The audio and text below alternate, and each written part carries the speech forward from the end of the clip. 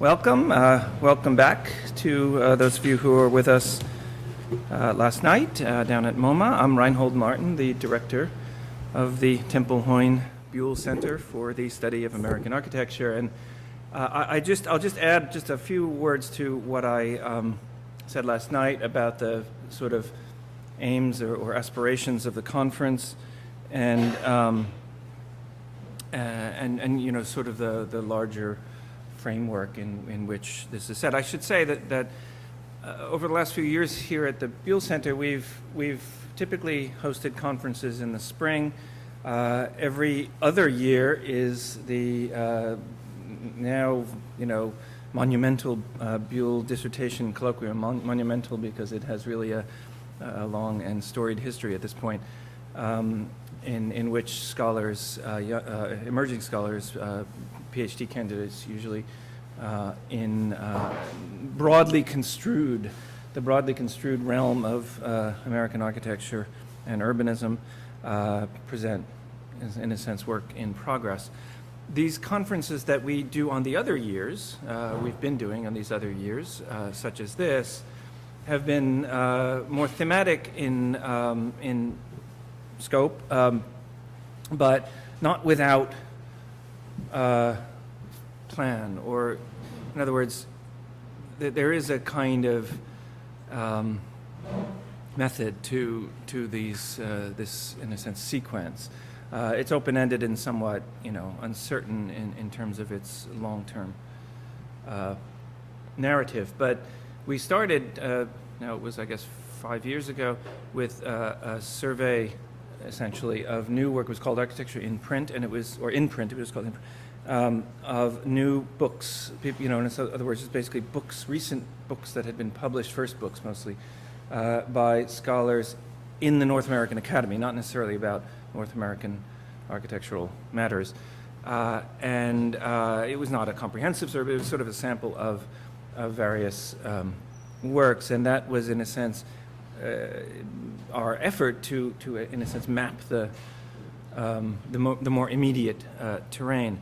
2 years ago, we hosted a conference that, similarly to what we're doing this time with Frank Lloyd Wright, was, in a sense, you could say, hosted by Lewis Mumford, in the sense that he was invoked as a kind of figure around whose work and ideas we wanted to discuss the relationship between technics and art. So it was on the anniversary of Mumford's Art and Technics, which were originally, which originated here at Columbia, and we again, there were very few papers about Mumford, but I think, and the kind of legacy of that has been that Mumford has been a frequent point of reference in things going on at the Buell Center. So I hope similarly that this conference will establish some sort of baseline. Of course, vis-a-vis Frank Lloyd Wright, as we discussed last night, in our collective ongoing efforts to engage with the archive that now sits actually just over there in Avery Library. That's where the paper-based materials are. And the models are in MoMA. So to deal with that, but also to, in a sense, respond with critically and with imagination to the challenges posed by such a monument. So in that sense, I think you can at least partly understand our efforts here, independent of some of the other things I said last night about the ongoing work at the Buell Center on housing and the political economy of cities and so on, which continues. And again, I'll repeat the invitation to come to Venice in the first couple of weeks of the Biennale. If you happen to be there, stop by the Casa Moraro near the Guggenheim and Foundation, and you will see a small exhibition that again initiates our efforts, our sort of phase 2 of our efforts there. Anyway, okay, so for today, there really is, you know, and I'm going to recap some of the things that we asked, you know, the kind of prompt that we offered to our participants here, just for so the audience knows to what they are actually responding, in a sense. So we said that there is probably no figure more fraught than that of democracy, and I say figure rather than political project, system, or ideology, simply to underscore the role of the imagination and of cultural narratives, artistic forms, and material things in shaping and making politics. Historically and in the present, architecture and urbanism have contributed their fair share to such processes, poised awkwardly between justice and injustice, as again we heard in vivid detail last night from Ira Katz-Nelson, equity and inequity. Houses, housing, and cities are among democracy's most potent instruments, guiding the political imagination as well as implementing public policies to yield thoroughly concrete and enduring results.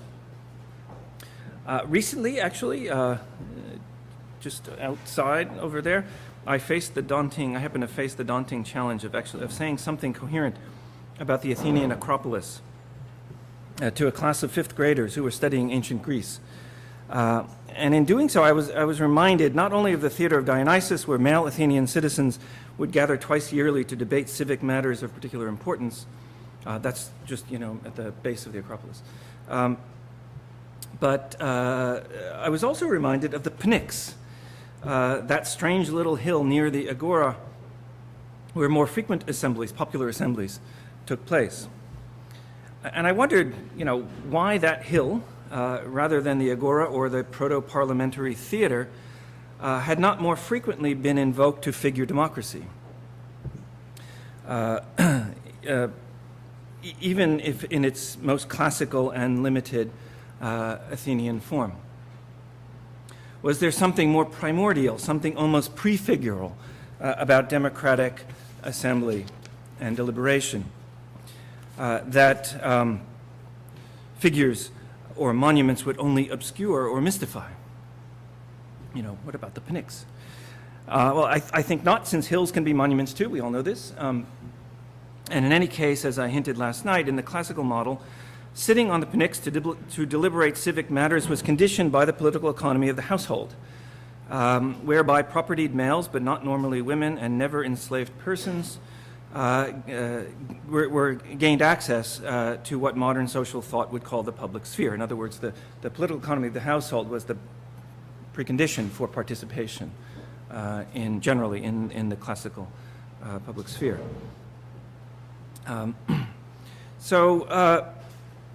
In that sense, the oikos, in the form of the house or household, the oikos, prefigures democratic, literally in that sense, prefigures or preconditions democratic or proto-democratic assembly on the Pnyx. So in order to sit on the Pnyx, you kind of pretty much had to be a propertied male citizen. And so we are here today to think mainly about that oikos. That's our, in a sense, charge, which I don't need to remind you also forms the root of economy, not to say ecology, thus underscoring its centrality to the economic life of cities.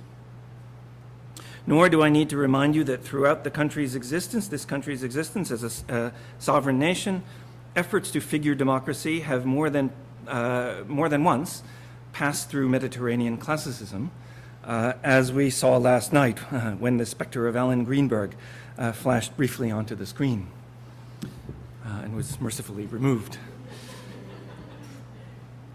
But clearly this fantasy of origins is overdetermined, as is the equal and opposite modernist and postmodernist fixation on glass and other transparent figures, whether in a reunited Berlin or, again, in Manhattanville.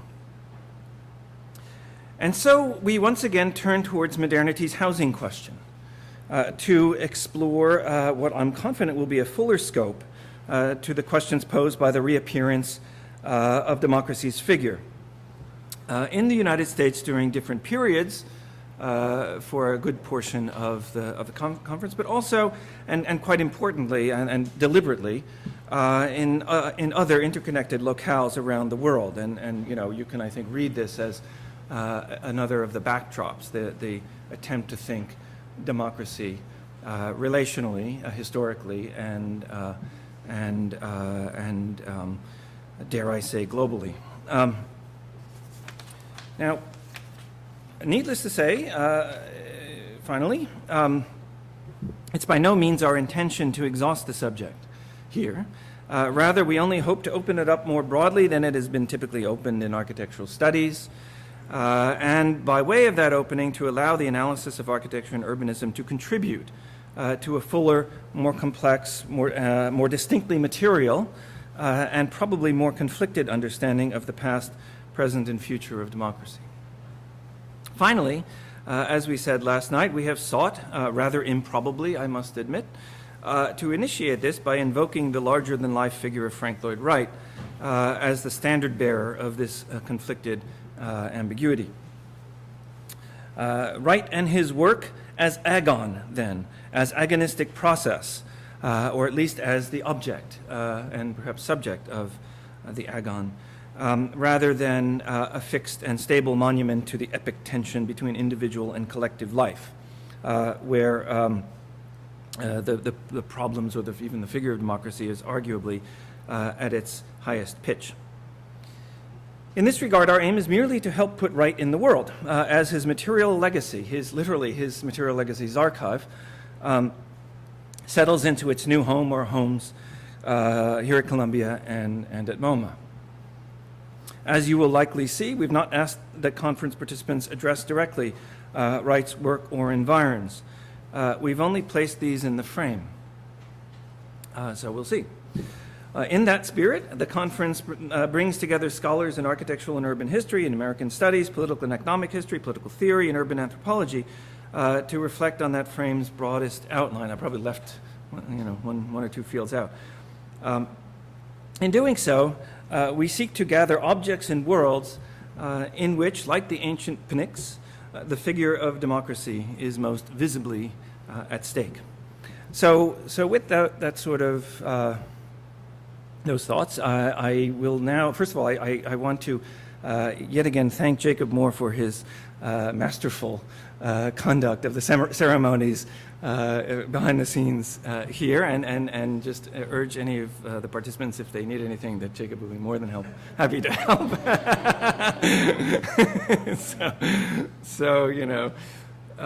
And then to introduce my colleague Robert Beauregard, a member of the advisory board of the Buell Center and a professor of urban planning here at Columbia, to introduce the speakers in the first panel. Bob, okay. So we have 4 panelists today. Irene Cheng, who we saw briefly. She was told to sit like the assistant professor that she is. She's talking about the Specter of democracy. Captain Ingraham, who's professor of architecture at the Graduate School of Architecture at Pratt Institute. The title in the vernacular of property. Jan-Werner Mueller, who is over there, again, professor of politics at Princeton, speaking about 4 ways of thinking about architecture and democracy. And then Joan, who's a professor at the University of Penn, was the former director of the Buell Center for Architecture here. And speaking of democracy, plutocracy, and bureaucracy. And Joan is delayed, but we expect to have her by the time Jan-Werner finishes. Now,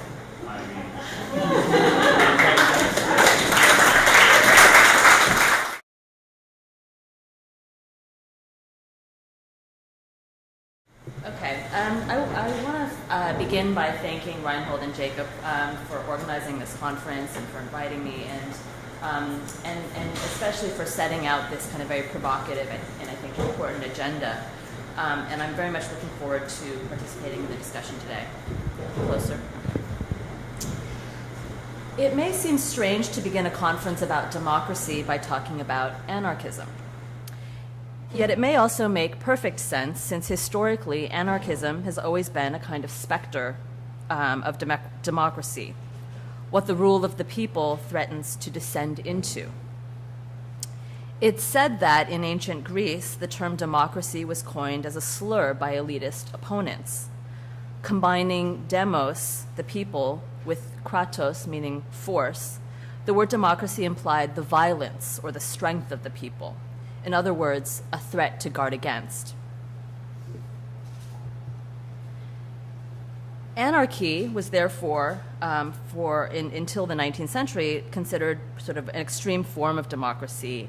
And when the word anarchy appears in early American political discourse, for example, it's usually in the context of asking, how do we prevent the republic from falling into, quote, anarchy and confusion?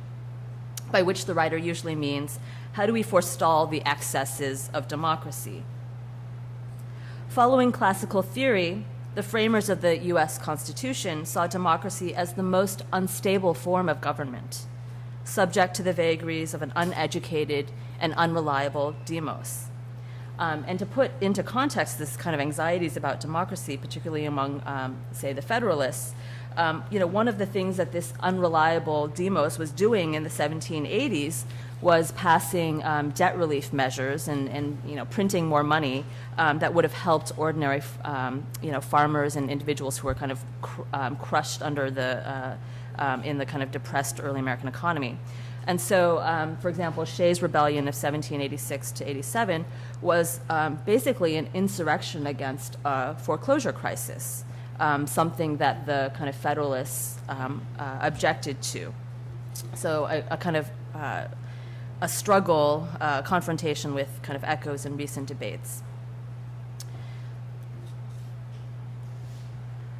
And this is just a kind of quote from Jefferson, again, just illustrating this, the idea that the term anarchy and confusion kind of always appearing together in relationship to these kind of insurrections or episodes where an excess of democracy seems to kind of erupt. The solution for dealing with the threat of democratic instability or anarchy was the federal Constitution. Okay. Specifically, a system of checks and balances that would help limit the power of the branch of government seen as most democratic, the House of Representatives. More broadly, the framers developed a theory of political representation in which the people didn't exercise sovereignty directly, but instead delegated decision-making to elected representatives, men drawn from the quote-unquote learned professions who were supposedly capable of practicing disinterested virtue, in contrast to the self-interested masses. The historian Gordon Wood has called the development of this theory of political representation the most important political concept to emerge from the Revolutionary era.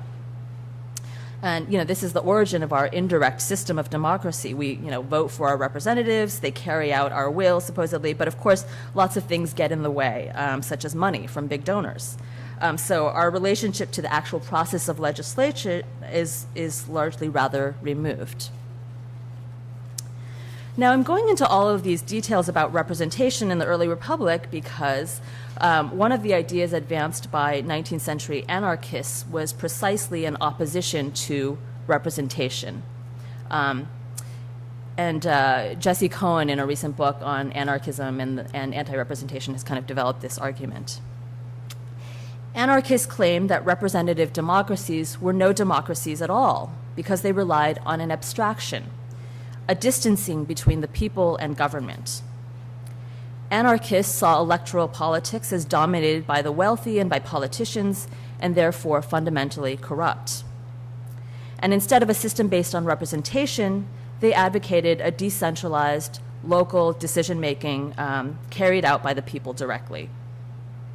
And we can note that this suspicion of representation is continued in the thinking of contemporary anarchists like David Graeber. So, think of the Occupy movement with its kind of elaborate system of outdoor assemblies and consensus building. It's this kind of fantasy of unmediated, direct democratic participation.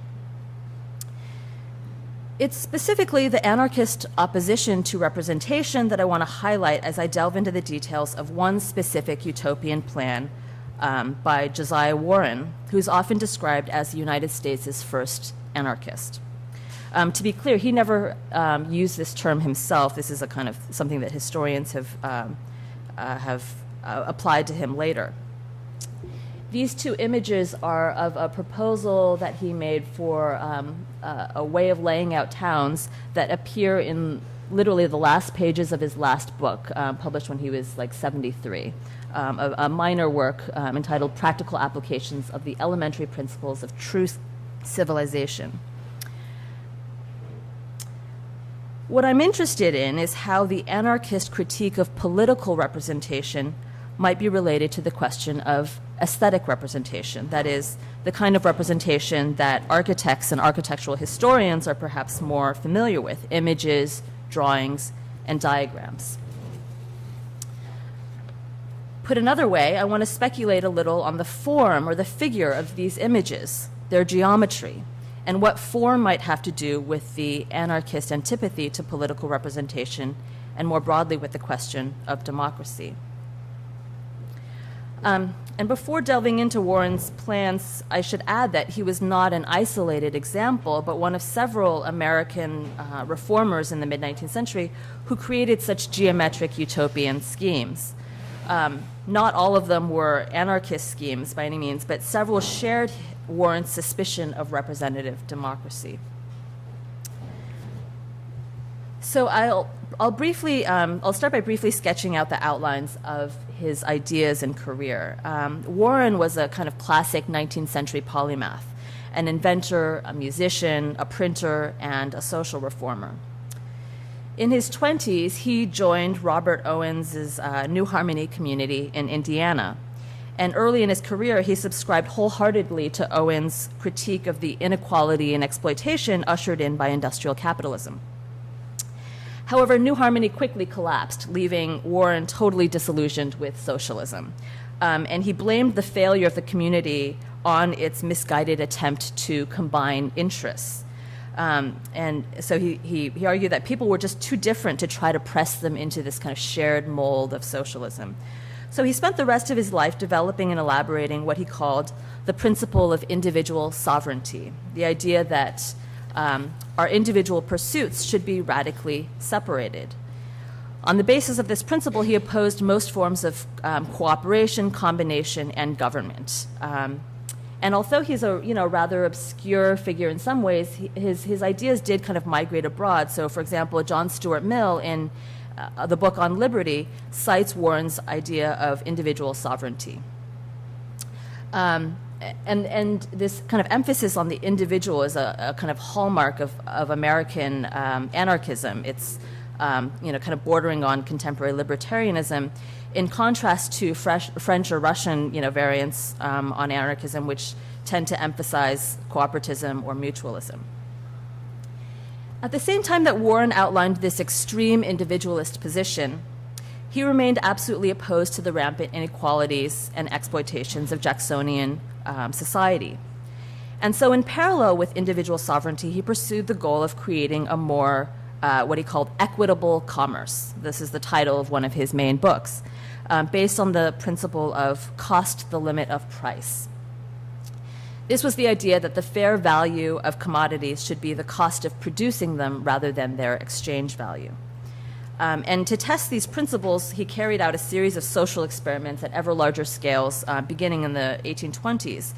He started by experimenting with a system of labor notes that would peg the value of where the value of the note was pegged to a fixed quantity of goods or hours of labor. The reasoning was that we all have the same amount of time in the day, so this is a kind of more equitable system of exchanging labor. And in part, what he's trying to do with these labor notes, what he says is that he's trying to counter the extreme abstraction of money in the mid-19th century, a time when there was no national currency and the value of banknotes fluctuated wildly. In fact, some historians have estimated that nearly 50% of the notes in circulation at this time were counterfeit. So literally, like you didn't know the value of a note. And this idea of trying to counter the instability of representation is a recurring one in Warren's praxis, one that I'll return to later. This experiment with labor notes led him to develop a series of time stores, places where you could exchange these notes for goods. This is not a plan of his time store, but one that some spiritualists in New York later devised that was kind of inspired by his time store. And then gradually Warren worked his way up to establishing a series of small communities, one in Tuscarawas, Ohio in 1833, Utopia, Ohio in 1847, and Modern Times, New York on Long Island in 1851. The latter, which he organized with Stephen Pearl Andrews, became notorious as a hotbed of nudism and free love, and which led to all sorts of controversies with the neighbors in the 50s, and eventually they changed the name of the town to Brentwood, New York. And Warren didn't approve of these practices, these kind of free love practices, but he stayed true to his principle of individual sovereignty, and he tolerated all. And there's this quote from him that I love. He says, "Whoever tries what is vulgarly known as free love will find it more troublesome than a crown of thorns, and there is not much danger of its becoming contagious." Now, throughout his years of forming communities, Warren had never evinced much interest in urban design. So it's something of a mystery why, late in his life, he published these two plans in his final book. And on the left, you see a scheme for one section of his proposed city, where the circles are houses, each on an individual lot that is about 3 to 5 acres. And then when you tile these sections together, they form a whole city. On one level, this scheme, and for simplicity's sake, let's call it an anarchist city, though, as I said, Warren himself never used the term, can be interpreted as a spatial analog of his principles of individualism and equality, because it's basically a series of identical yet distinct cells. He writes that he separates the lots of land with roads in between in order to minimize the possibilities of conflict between neighbors and to prevent the spread of fire and disease. So essentially, each lot is a kind of island. In each of these cells, Warren imagined individuals could exercise and enact their own desired lifestyles, as long as these didn't impinge on one's neighbors. And he believed that, in this way, the plan could actually promote experimentation and hence speed social change. There's a quote from him, which I won't read, where he explains his connection. The idea is that on each of these little plots of land, somebody can carry out a kind of experiment for social reform. And if you have 50 of these experiments going on at the same time, progress will happen much more rapidly.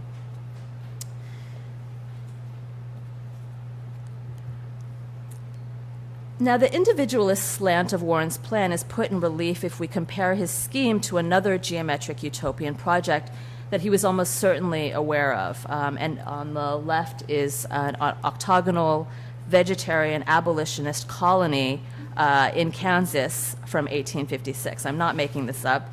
This is an image from the prospectus of the colony, and it actually attracted some 60 settlers to make the trek out west. I'm sure you'll be surprised to know it didn't last long. The comparison of the two plans is interesting because they're somewhat similar. They both feature individually owned lots arrayed around a central public building and space. And this radial arrangement is one that you see in a number of these geometric utopias. It was understood to kind of promote equality because each of the lots had equal access to the community amenities in the center. But if you look more closely at these two schemes, you see that the one is based on an octagon, the other on a hexagon, and that actually makes a big difference because when you tile the octagon together, it leaves all of these residual spaces. And the kind of creator of this scheme said that these leftover spaces would be devoted to the commons, basically, to common pasture lands, woodlands, etc. And additionally, there's a kind of very generous central park in the middle of the scheme. And if you add it all up, something like a third of the land in the octagonal scheme is devoted to the commons.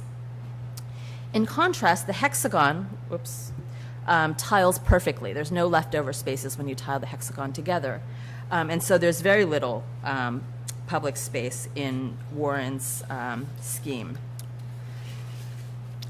So in other words, whereas the vegetarian scheme on the left was very generous to collectivity, the anarchist plan manifested a vision of a radically atomized society. a non-hierarchical, centerless settlement, a spatial analog of Warren's anti-statist, individualist vision for society. Now, so far, my reading of Warren's plan follows his own understandings, more or less, of his scheme. He imagined that it would literally and directly separate individual interests and support the kind of society he wanted. In other words, like Bentham's panopticon, he understood the geometry on functional terms as having specific, concrete social effects. Yet this more straightforward functionalist reading doesn't, I think, entirely account for the geometry of the plan or the broader turn among 19th century social reformers to create such, to plan diagrams as a tool of social transformation. Recall that he was, just one of several reformers to create such schemes. None of these were designed by architects, and most of them were not realized. And nearly all were patently unfunctional, right, despite their claims to the contrary. They were highly idealized, unrealistic utopias, in contrast to the realistic utopias discussed by Ira Katznelson last night. Most of these were only ever drawn and seen as rhetorical images, printed in broadsheets, pamphlets, and books, rather than specific plans intended to be built. So the question I'm interested in, again, is asking is how to account for the geometry of these plans. Here is where I think we have to consider Warren's and other reformers' views on representation, to return to this issue.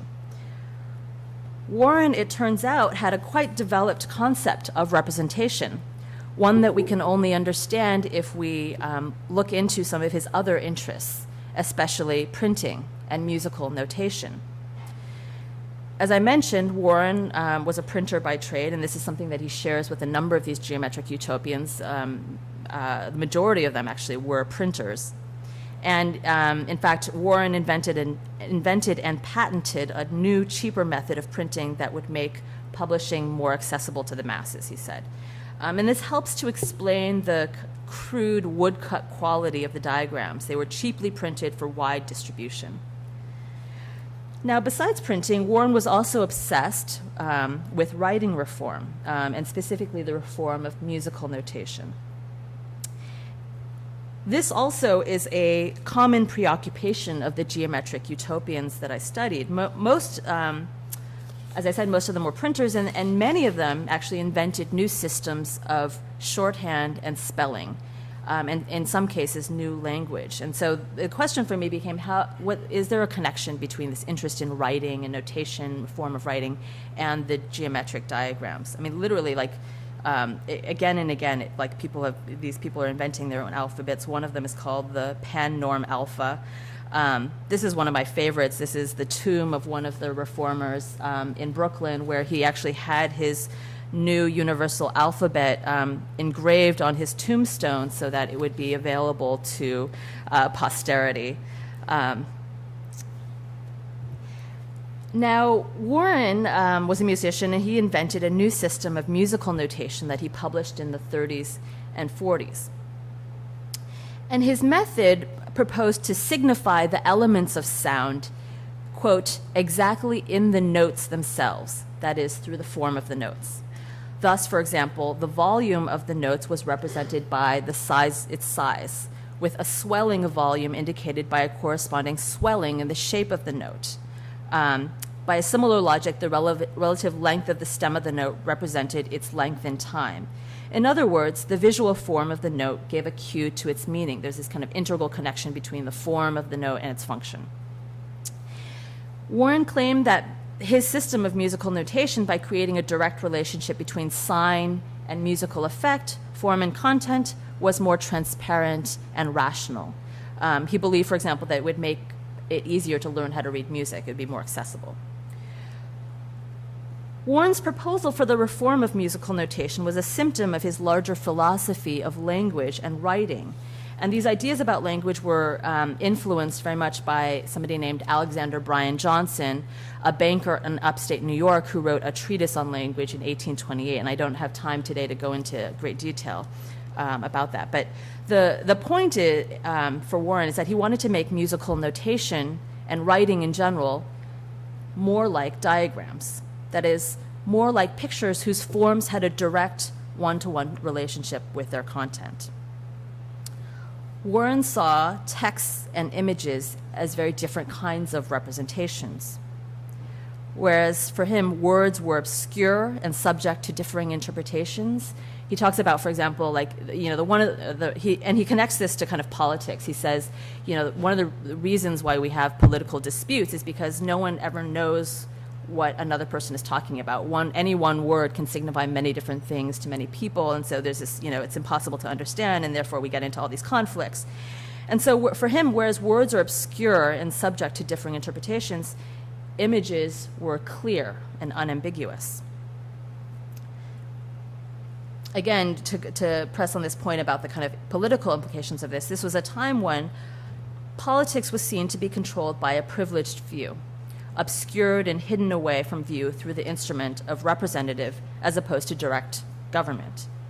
And Warren opposed representation on both these levels, both, you know, representative democracy and language as a kind of similarly opaque representative medium.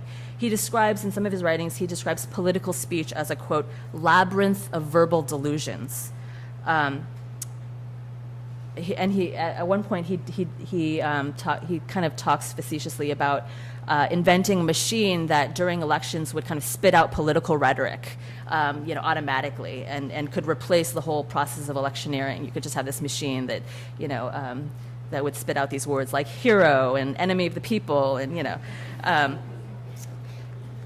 And so in contrast to this kind of, you know, verbal labyrinth that he expresses a lot of anxiety about, images for him are kind of seen as immediate and natural. Think of the kind of diagrams of his musical notation system, right? Okay. Now, another reason for resorting to a geometric diagram was the long association of geometry with political persuasion and rhetoric. You see references to geometry throughout political tracts in the late 18th and early 19th century, for example, in the political writings of Jefferson and Hamilton. Geometry at this time was associated with the production of unassailable, self-evident proofs. And political writers cited what Stephen Colbert might call the truthiness of geometry to make their own position seem similarly self-evident. We see this, for example, in this is an 1829 tract by a labor radical, Thomas Skidmore, who uses a series of geometric diagrams to support his argument that all property in the U.S. should be seized and redistributed every 20 years. This is a very popular idea, as you can imagine.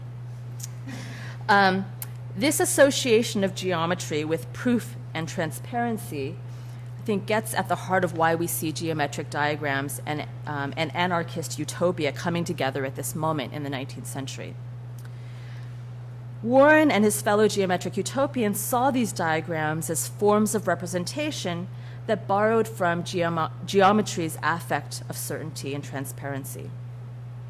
In an era when politics and political language were regarded as obscure, and when the value of money and the capitalist economy itself seemed dangerously unstable and abstract, Warren and his fellow utopians sought to cut through the veils of delusion with a form of representation that seemed unmediated and natural. To conclude, this idea that a purportedly direct, transparent medium of representation, the geometric diagram, would help usher in an equally direct form of polity, a stateless community, was, of course, a utopian fantasy. And today, I think we might duly exercise some wariness about this dream of an entirely unmediated, unmediated system of democracy, much as we might admire some of its ideals. For all its naivete, however, what Josiah Warren's utopian scheme does offer, perhaps, is precisely what he ostensibly sought to avoid, that is, an image, a representation. By evoking a lack of mediation, the crisply delineated lines of the diagram call attention to its inverse, the multiple forms of mediation that do inhere in actually existing democracy, mediations that include politicians, corporations, and capital. In other words, the clarity of the diagram functions as a kind of reproach or a critique of the opacity of the existing system. It's in this negative capacity that we might understand such geometric utopian plans as figures of 19th century democracy. Thank you.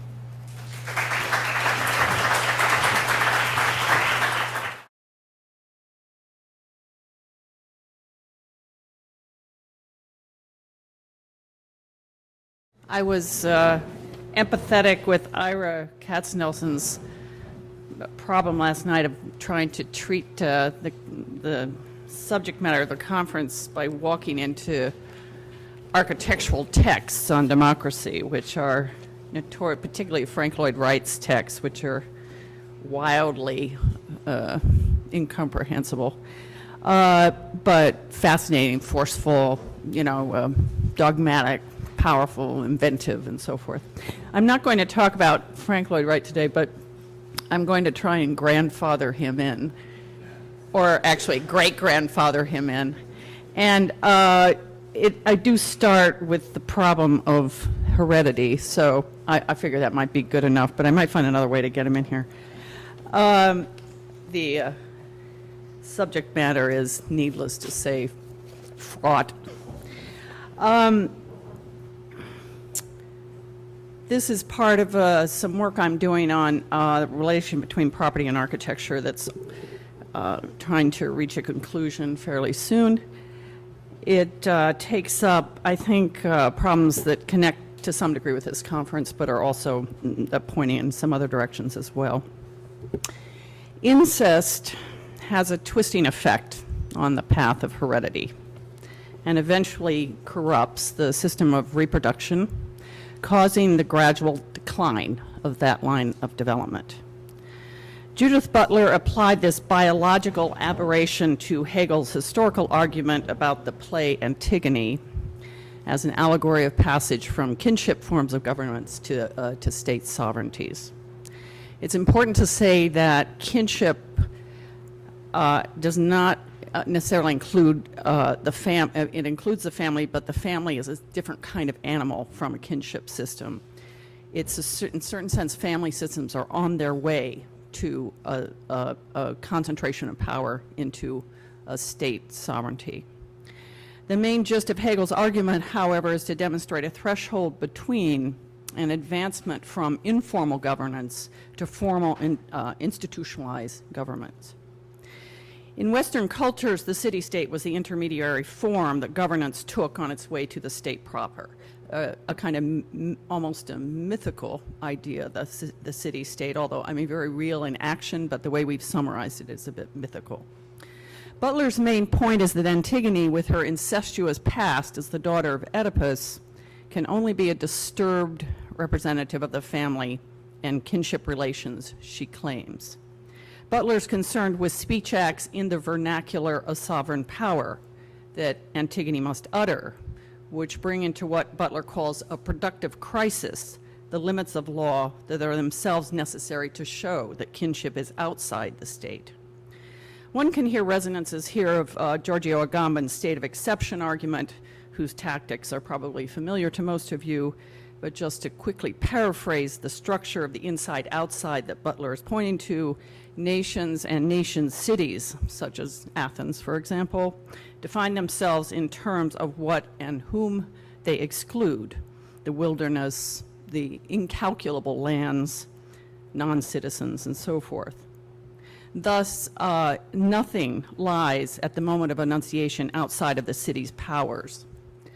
Included and excluded spaces share the same political definition of boundaries put in place by the excluding force. I start with these conceptual remarks to set up a framework for a similar relationship between architecture and property. To say, in other words, something like, in most cases, architecture lies outside property systems. It's an intellectual, artistic act. But in order to construct itself in space with a certain attitude toward humanity, which is different at different times, it must speak for a time in the vernacular of property in order to build its argument. This vernacular includes not simply the fact of a ground, but also the everywhere and everything that property systems put into play, mainly in forms of sovereignty, legal juridical systems, and so forth. Property issues in the form of legal juridical structures adopted by state organizations versus, say, territorial possession which is common to kinship organization, are very much at work in Hegel and Butler's discussion of the shift from kinship to state sovereignties. The central issue of the play Antigone is the contest, of course, between family law and civil law.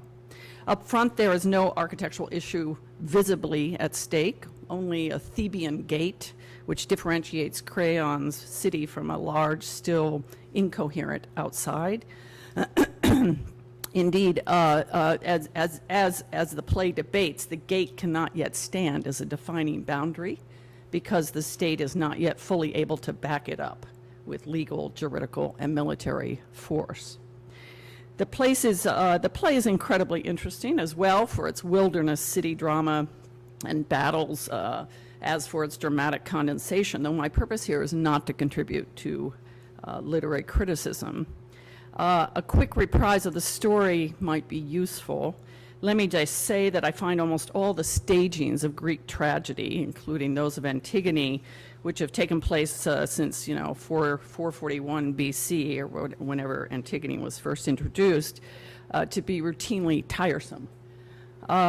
Typically, the themes of these plays, and this is an example. There are many. There are hundreds and almost thousands of productions of Antigone, some of which take up contemporary themes and so forth. The stage set, or fully modernized in certain cases, but almost invariably there are the vestigial classical columns, stone gates arrayed here and there, and not a lot more. This is to say that not only am I not headed toward a literary interpretation of the play, but I'm also not headed toward the architecture of the stage set.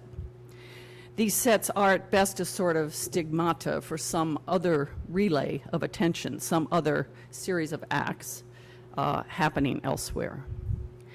The dead body of Polynices, getting into the play for a second, one of Antigone's two brothers, has been left on the outskirts of Thebes because he's regarded as a traitor to the state. This barren plain is populated by wild dogs and jackals. I name these animals not for their always sensational effect, but to underwrite the dehumanization that Polynices' body will undergo if it's left on the plain. Scavengers will devour it.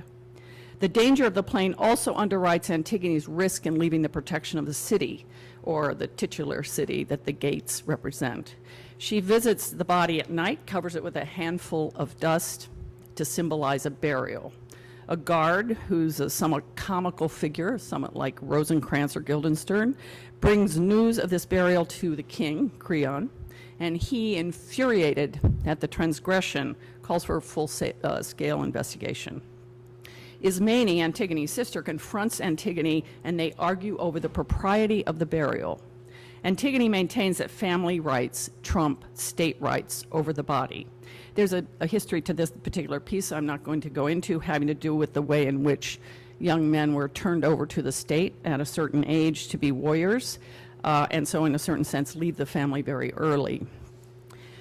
Antigone eventually confesses to the deed and is taken to a cave where she's sealed in and where she hangs herself.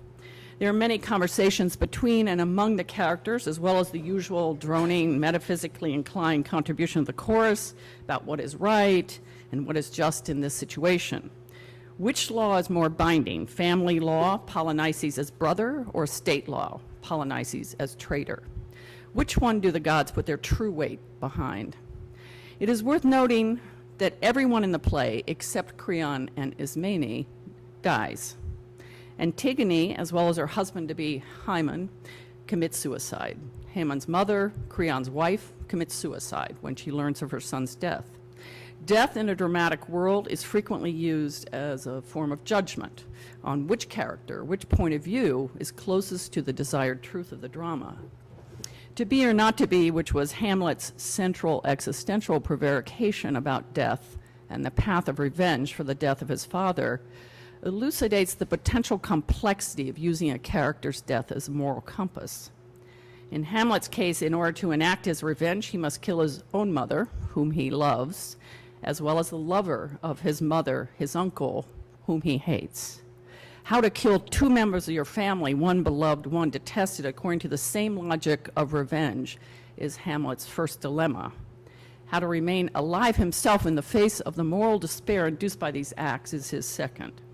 It is precisely because Hamlet's revenge is so deeply family bound, every which way, that his judgment stalls for such a long time in such a dangerously oscillatory place. But the collateral deaths of Ofelia and Polynices in that play, like the deaths of Hymen and his mother in Antigone, suggests that the path of truth of both plays lies in seeing death itself as a contagion, inflamed by the gap between law, mandates of justice, and family empathies, large abstract systems, and essentially the condition of being only one person. This contagion takes hold of the immediate affiliated scene and wrenches it one way or another. To be or not to be is an existential question, but is also a contractual question. Hamlet does and does not want to kill someone and or die himself, but he is contracted in a family system, so to speak, where both killing and committing suicide are deeply problematic. Deleuze remarked that he preferred Hamlet over Antigone because Hamlet is closer to revealing the violence of family contracts, whereas Antigone is making something like an isolated academic or philosophical argument about family versus state. She seems cold, for example, to her sister's pleading. I'm interested myself, however, in just this standing alone of the rhetorical opposition between family and state, which no doubt initially attracted Hegel to the play, as well as centuries of playwrights. Let's just say that we are not gratified in any juridical, philosophical, or familial sense by the bodies strewn around at the end of the play. Creon lives, but he has to live in the face of the deaths of his immediate and extended family and without any clear measure of victory for his side of things, which is to lead to the triumph of the state. The deaths confirm Creon's sovereignty in a perverse way, yet the case of who is right, Antigone or Creon, remains open and unresolved, which accounts, of course, for the durability of the play itself. I'm suggesting here that we expect tragedies to tell us something about how they could have been avoided. A furtive death by hanging in the cave that drags a bunch of people who were good citizens into committing suicide are illicit deaths, unchained from both law and life's inclinations. The play Antigone does not shed much light on the pivotal choices the drama seems to offer us. Follow the state and live, betray the state and die. One might well suspect in this case that the foiled expectations and desires of the reader or the viewer, then, are part of the drama's theme. Certainly, Greek tragedy was avidly interested in audiences' expectations, and its well-known lack of Greek tragedy's well-known lack of stage direction, as well as the scarcity of its theatrical equipment already mentioned, is proof of that. The audience is being asked to supply things pointedly missing from the dramatic dialogue and from the scene. This expectant climate that emerges from the deep ambiguity of where matters lie with respect to state and family in Antigone is also the climate within and from which the play's architectural argument is built. Butler implies in general that we, the audience, the reader, the public, cannot easily tolerate an ambiguity at the heart of any division between family and state. There is something unholy and unfair about being asked to preside over such a division because it pits our moral commitment to the good of all against our private loyalty to specific individuals, members of our family, and to ourselves. This was precisely the dilemma that Thomas Jefferson embedded in the phrase pursuit of happiness, life, liberty, and the pursuit of happiness, which replaced John Locke, who he was otherwise devoted to, John Locke's more blunt formulation, life, liberty, and property as those inalienable rights. How might our hesitation or even inability to settle the question of who's right contractually or emotionally infect the evolution of kinship to sovereign state? History typically has favored Hegel's view. While Antigone herself is noble, she's behind the times. The state came into being, took various forms, continues to rule. Foucault and Ockman and others have been revisiting the state of the state, so to speak. Of course, we are well aware that tensions between family and state are at work in every kind of modern sovereignty, democratic forms of government, most of all. Almost every transfer of property sanctioned by modern law, even the most corporate or federally sponsored, seems to have this kind of family problem enmeshed in it somewhere. That icon of modernity and modernism, the Seagram building, was brought into being and stewarded by a family and so forth. Again, though, back to the play. But not before, I'm almost done with that sort of the play exegesis, but not before we get a glimpse of, for lack of a better word, apparatuses offered to us by the play in order to convey architecture from its largely invisible, largely allegorical presence to a present visible property condition. Architecture backed up by law, that is.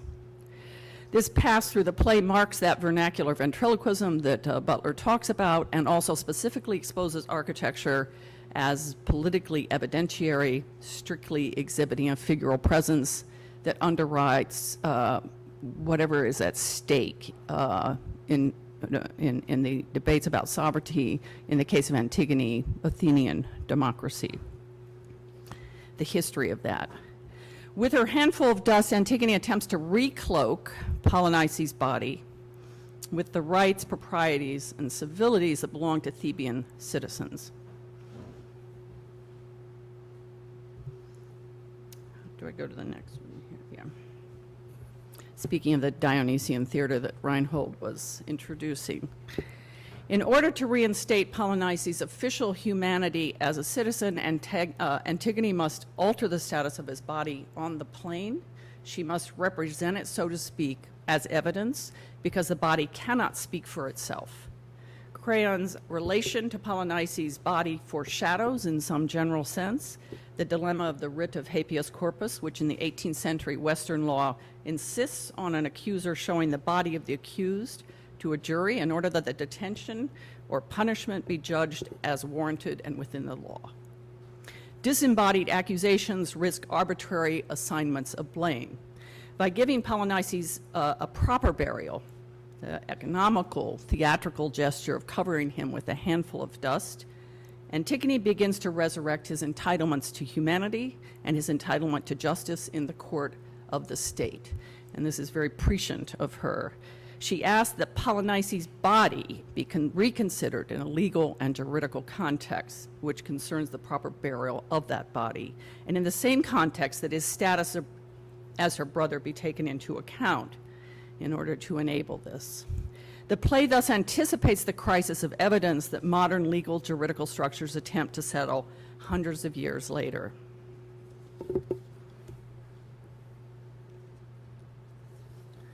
It has long been held in modern law that the right to petition for the writ of habeas corpus is the most efficient safeguard of the liberty of the subject.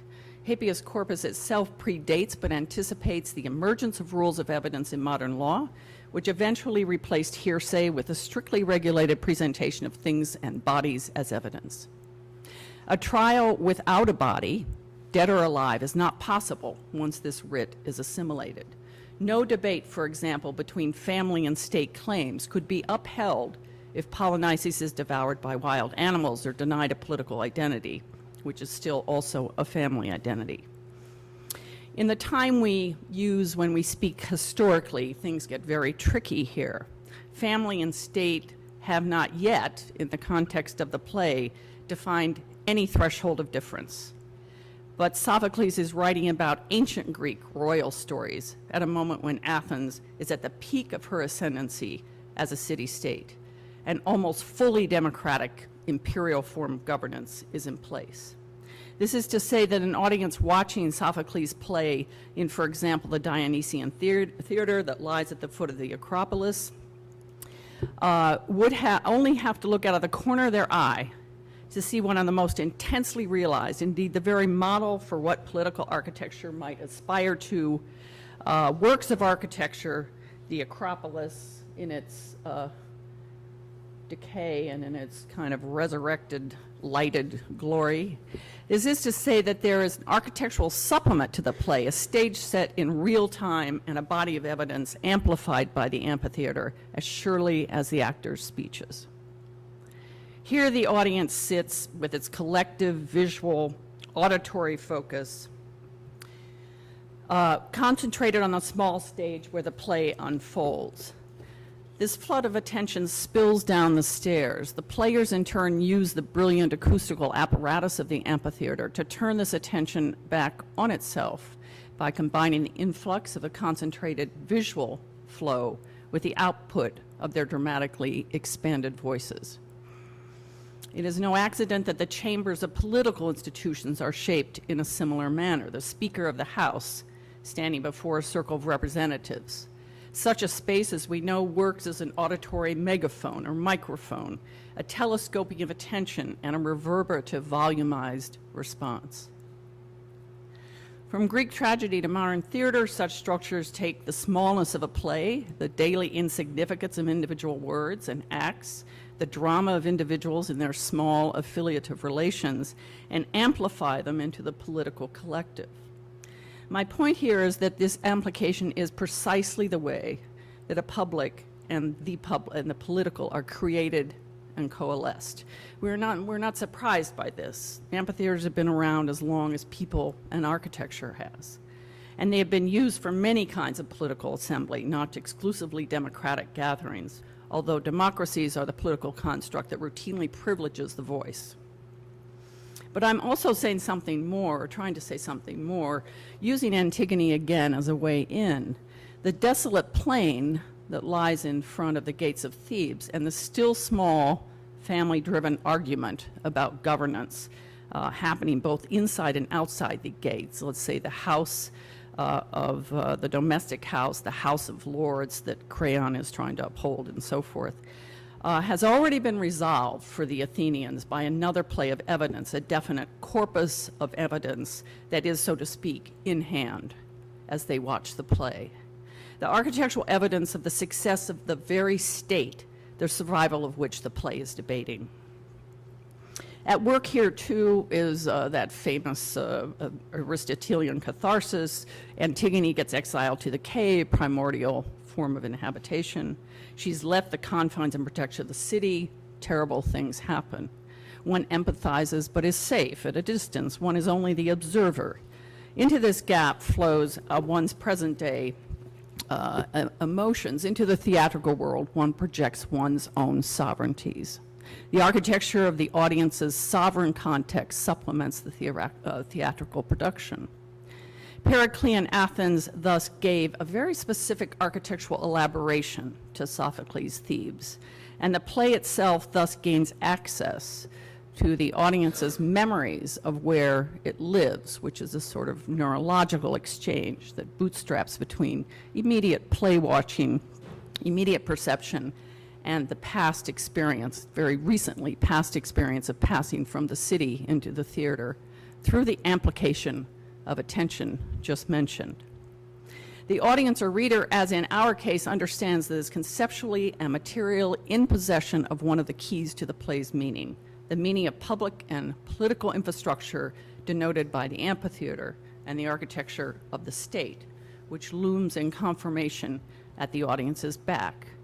Amphitheater as a figure of democracy, without question, but not democracy of something that is written once and for all into space and they're certified by architecture. Instead, democracy is an evocative system of relay that could become imperial or fascist by simply closing down or changing some of its channels of flow. Just as, in a certain sense, in Zuccotti Park, the human microphone succumbed often to dogmatic or crazy voices. And I'm thinking that possibly the human microphone is not a democratic apparatus. It's not a true amphitheater because the speech that the origin of the speech was not sufficiently dramatic in a sense, that it's absolutely crucial that democracy form before amplifying a position that is crafted or composed. The amphitheater in its many forms, I guess we call it political speaking in a certain sense. The amphitheater in its many forms, microphones, megaphones, theaters. I'm happy to be able to be the first one to show Laurie Hawkinson et al.'s fantastic megaphone. Theaters, places for collective assembly, political, juridical chambers, and so forth. The amphitheater is that essential device or mechanism that concentrates and composes and then scales our small voices, our family voice, so to speak, our indoor voice, up to a political scale, to a political voice, and simultaneously evokes the supplementation of that swelled up enunciation by the material city, the architecture that is, as it were, holding down the back of the enunciation. The amphitheater is, in a sense, the architecture of family and state, so to speak. Thank you.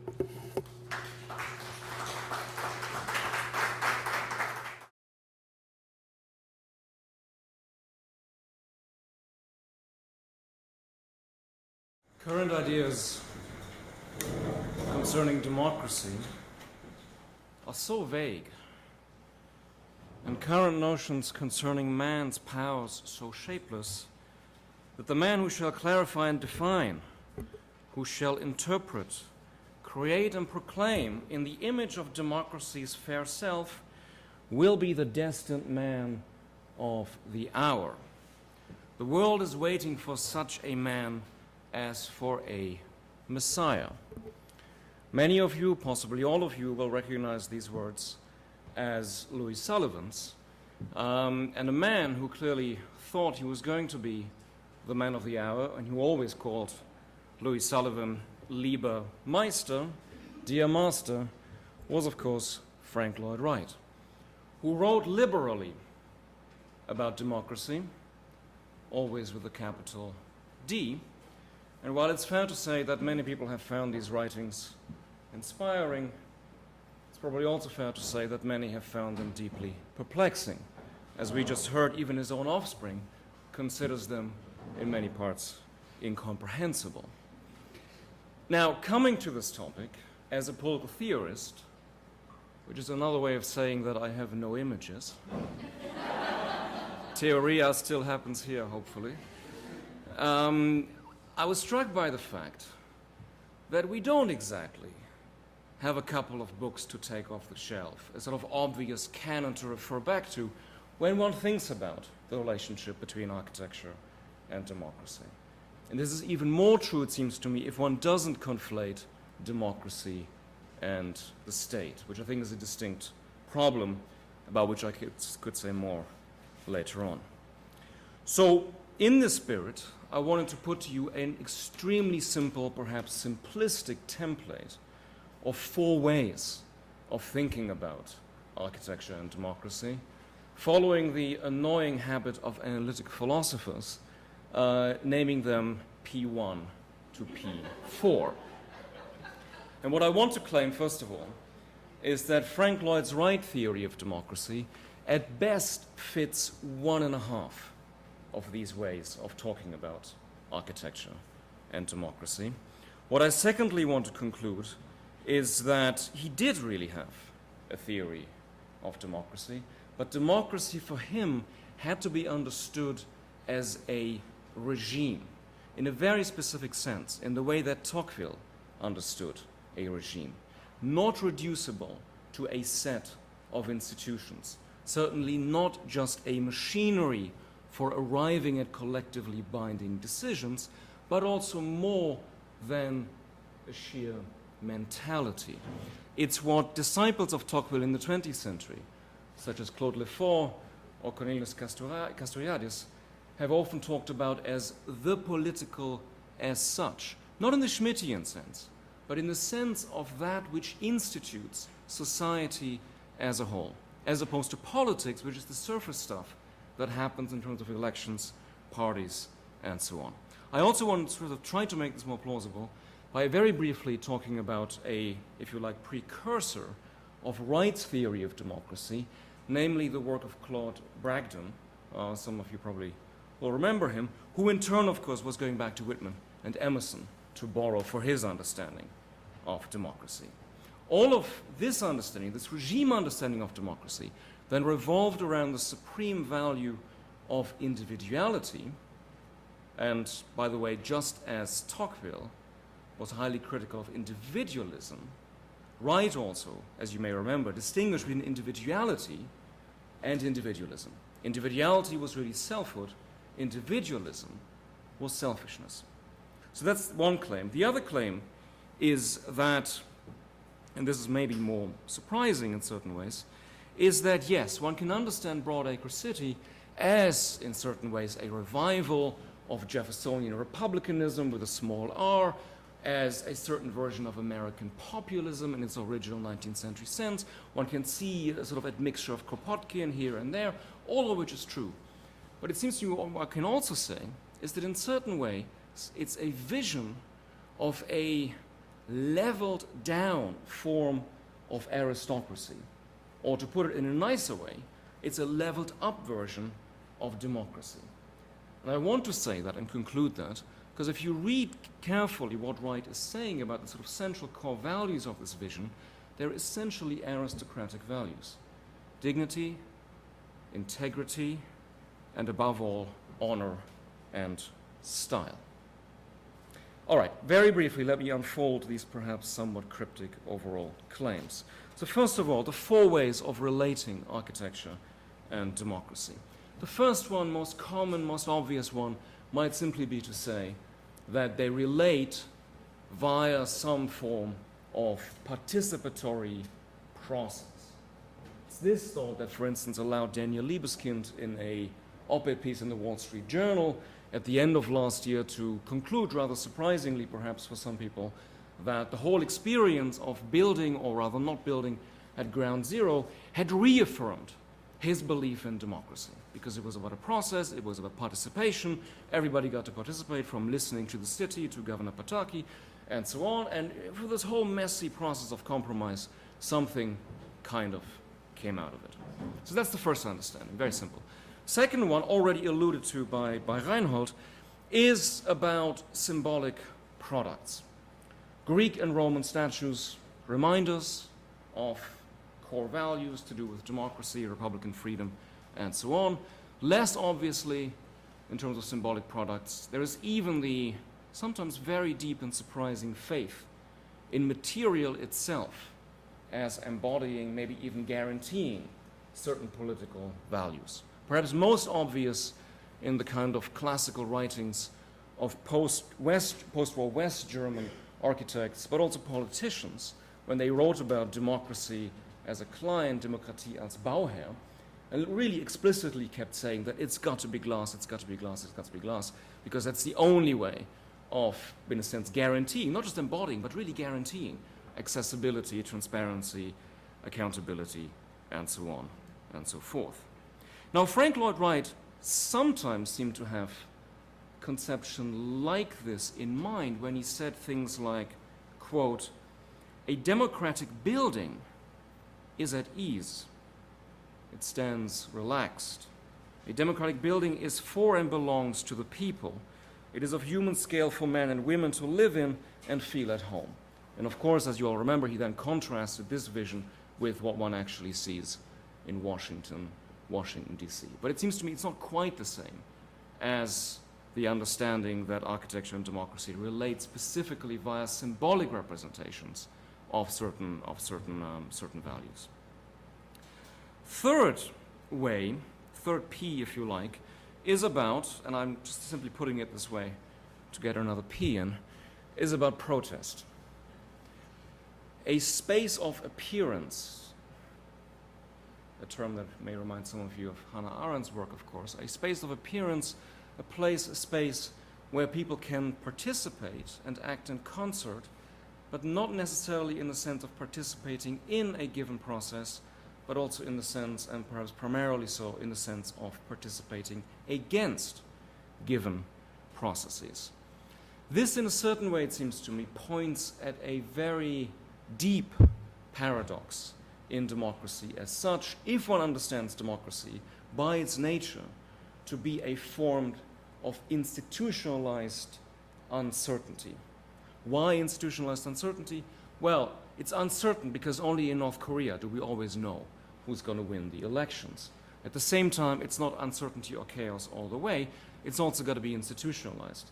But the real art of democracy, you might say, is to make room for protest, to make room for uncertainty, without, in a sense, falling victim to the problems which, as Irene said in her contribution this morning, anti-democrats have been afraid of, have been worried about throughout the centuries. So that's the third P, and then the fourth one is simply pattern. Pattern in the sense of a basic distribution, according to one ideal of justice, or for that matter, another ideal, or another. It's clear that, of course, in certain ways, Wright fits into this, into thinking of architecture and democracy as a matter of basic structures or basic patterns.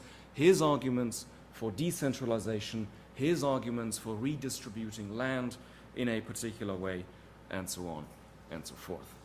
But I think none of these actually really capture his understanding, his theory of democracy. I think what does capture it is a broader understanding of democracy as a regime, as being a form of the political, as opposed to simply being a kind of politics. And that, I think, is maybe becomes more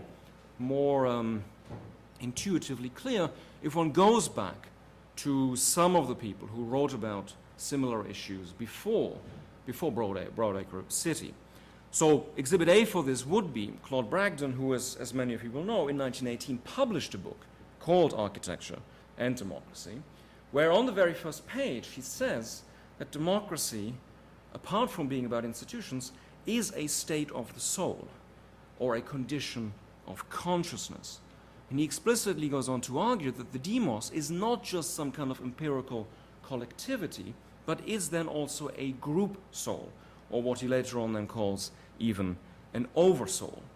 From this authentic and organic oversoul then emerges for him eventually an organic as opposed to arranged architecture, which also then involves, by the way, a complete fusion of form and function. Without going any more deeply into his ideas, what is interesting is that he ends up with an understanding of democracy that is explicitly opposed to feudalism, so far so obvious, but also to materialism. These are the two great opposites for democracy for him, and so for him democracy already ends up as a kind of regime, a social relationship, a political relationship as well, to be sure, that structures society as a whole. Or another way of putting this, perhaps, in a metaphorical way, and it's a term that both he and Frank Lloyd Wright end up using, another way would be to say it's like a religion. So Bragdon explicitly says democracy is now like a religion, and Frank Lloyd Wright later on says, now truly democracy can only be one thing, the gospel of individualism. As you can see, he wasn't always very careful about this contrast between individualism and individuality. Should have really been individuality, but never mind. Who am I to hand out grades for consistency?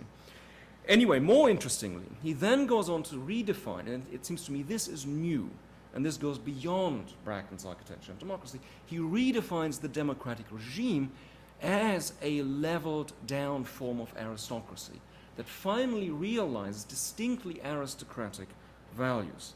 So if to us a sentence like democracy is an expression of the dignity and worth of the individual might seem, bordering on the trivial in a certain way.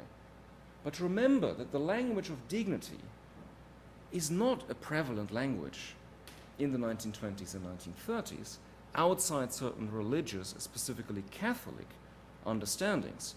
So the Austrian corporate state, semi-fascist in the eyes of some, they talk about dignity, but against a distinctly Catholic background. And when they talk about dignity, they actually talk about the dignity of groups, as in a corporate scheme. They don't talk about the dignity of individuals.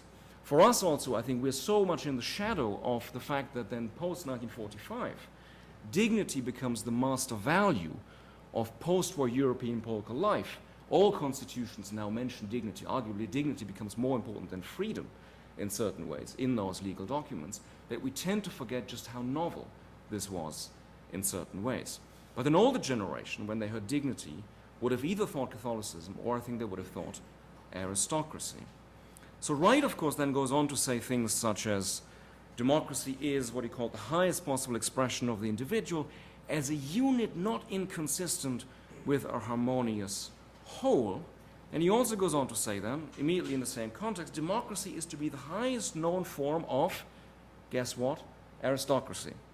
Whenever democracy is really understood and grown. So democracy now becomes the organic and authentic realization of aristocratic, or maybe perhaps more accurately, quasi-aristocratic values. And he makes this point again and again. So here, for instance, is an example from 1927, from In the Cause of Architecture 5, The New World. He says there, quote, "We are in a corner of the 20th century, emerging into the 21st, and the first democracy of being, not seeming.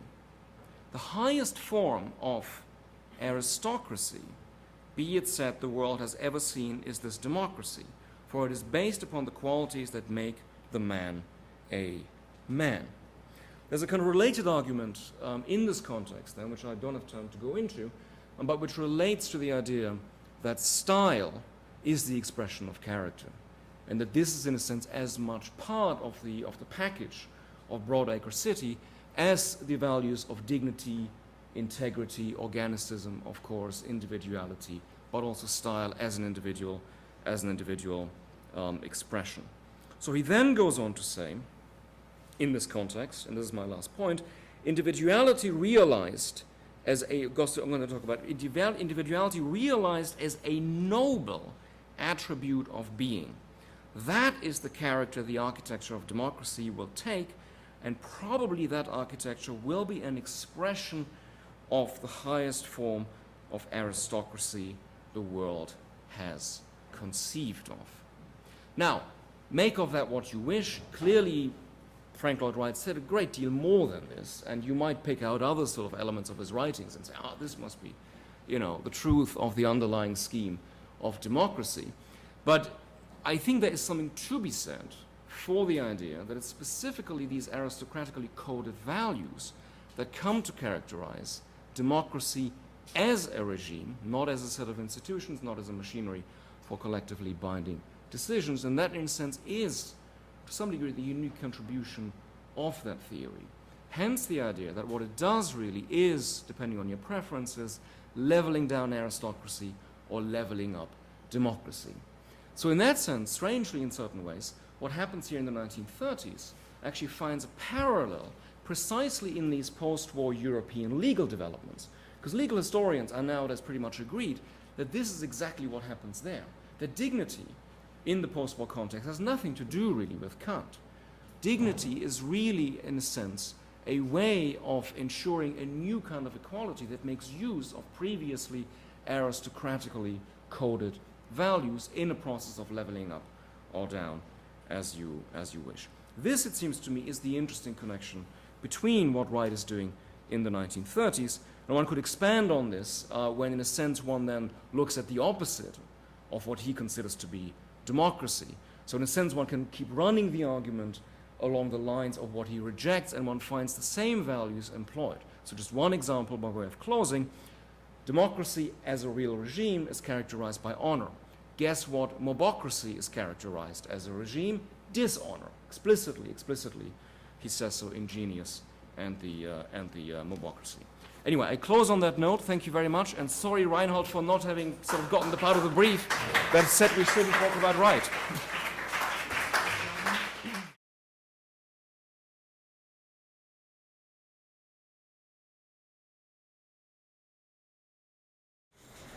Okay, well, thank you. It's so nice to be back here. This is a piece of a larger project, and so you're going to hear kind of fragments, I have to say, but I think they'll relate to various things that we've heard this morning. And actually, had I known everything Jan was going to talk about, I probably would have brought a different fragment than one of the ones that I've brought. But in any case, let's see. So, democracy, plutocracy, bureaucracy, Frank Lloyd Wright's critique of American society. Start. Delirious Broadacres.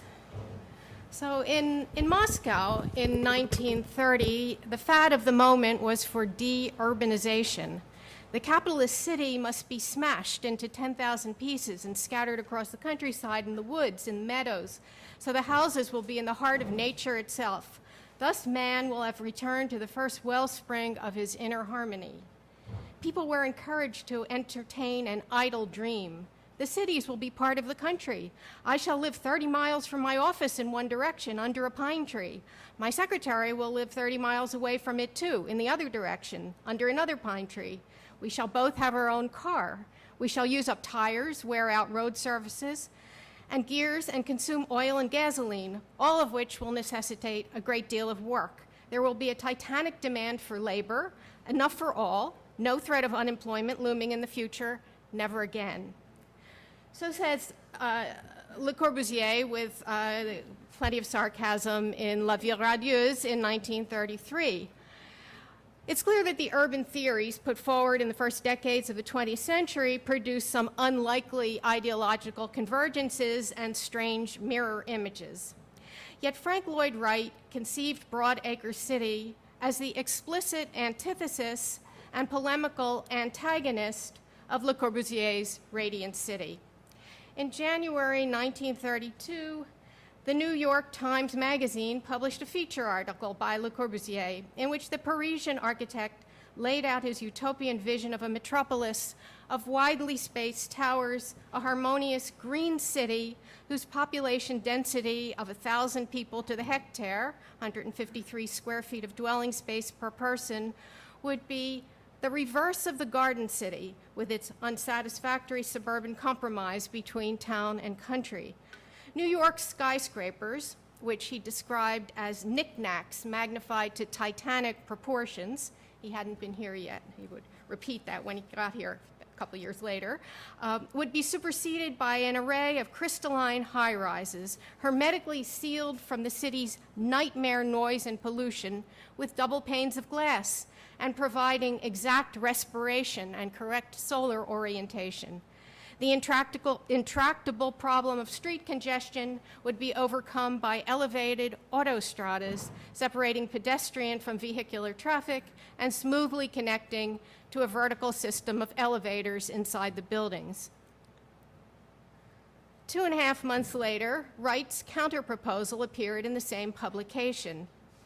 1,000 people to the hectare was 980 too many, Wright declared, and hermetically sealed and blinded buildings were designed to hold captive a swarming population of skyscraperites who were bound together by little more than the herd instinct and the machinations of greedy businessmen.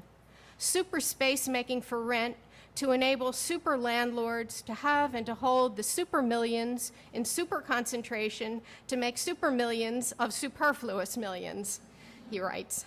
Against the verticality and regimentation of the Corbusian metropolis, Wright propounded the horizontally extensive grid of a new Broadacre city that embodied an ideal of integration rather than of hierarchy. Integration to Frank Lloyd Wright, as opposed to Le Corbusier, for whom it meant elevators connecting to autostradas. For Frank Lloyd Wright, integration meant many units free in themselves, functioning together in freedom. Unfettered movement of people, goods, and information would be enabled by, but not subservient to, the most advanced 20th century technologies of distribution, from the automobile and the airplane or air rotor to electrification, sanitation, and telecommunications. Quote, "It is in the nature of universal or ubiquitous mobilization that the city spreads out far away and thin. It is in the nature of flying that the city disappears. It is in the nature of universal electrification that the city is nowhere and it is everywhere." This network of infrastructure would support a landscape variably and delightfully interspersed with small farms, roadside markets selling locavore products, small manufacturing units, all manner of cultural facilities and small-scale institutions, a panoply of natural attractions and recreational destinations easily reached by pleasurable motoring, and fine homes in parks and gardens, these last on minimum 1-acre lots that could also be used for family farming. This is an early sketch from actually about a year after the article. So the problems of 20th century modernity would not be solved in centralized cities, not by standardized colossi standing in standardized parks, Wright averred. Only the free acreage of the broadacre city of free democracy could bring to fruition the manifest destiny of American civilization. Nothing less than the nation's future was at stake. And here you see this future is everywhere or nowhere, which is this is the model at home at Taliesin after it came back from its debut here in New York. And this statement, everywhere and nowhere, there's been some speculation about where it comes from. It's, I think, perhaps coming from St. Augustine's statement about the city of God as having a center everywhere and its circumference nowhere.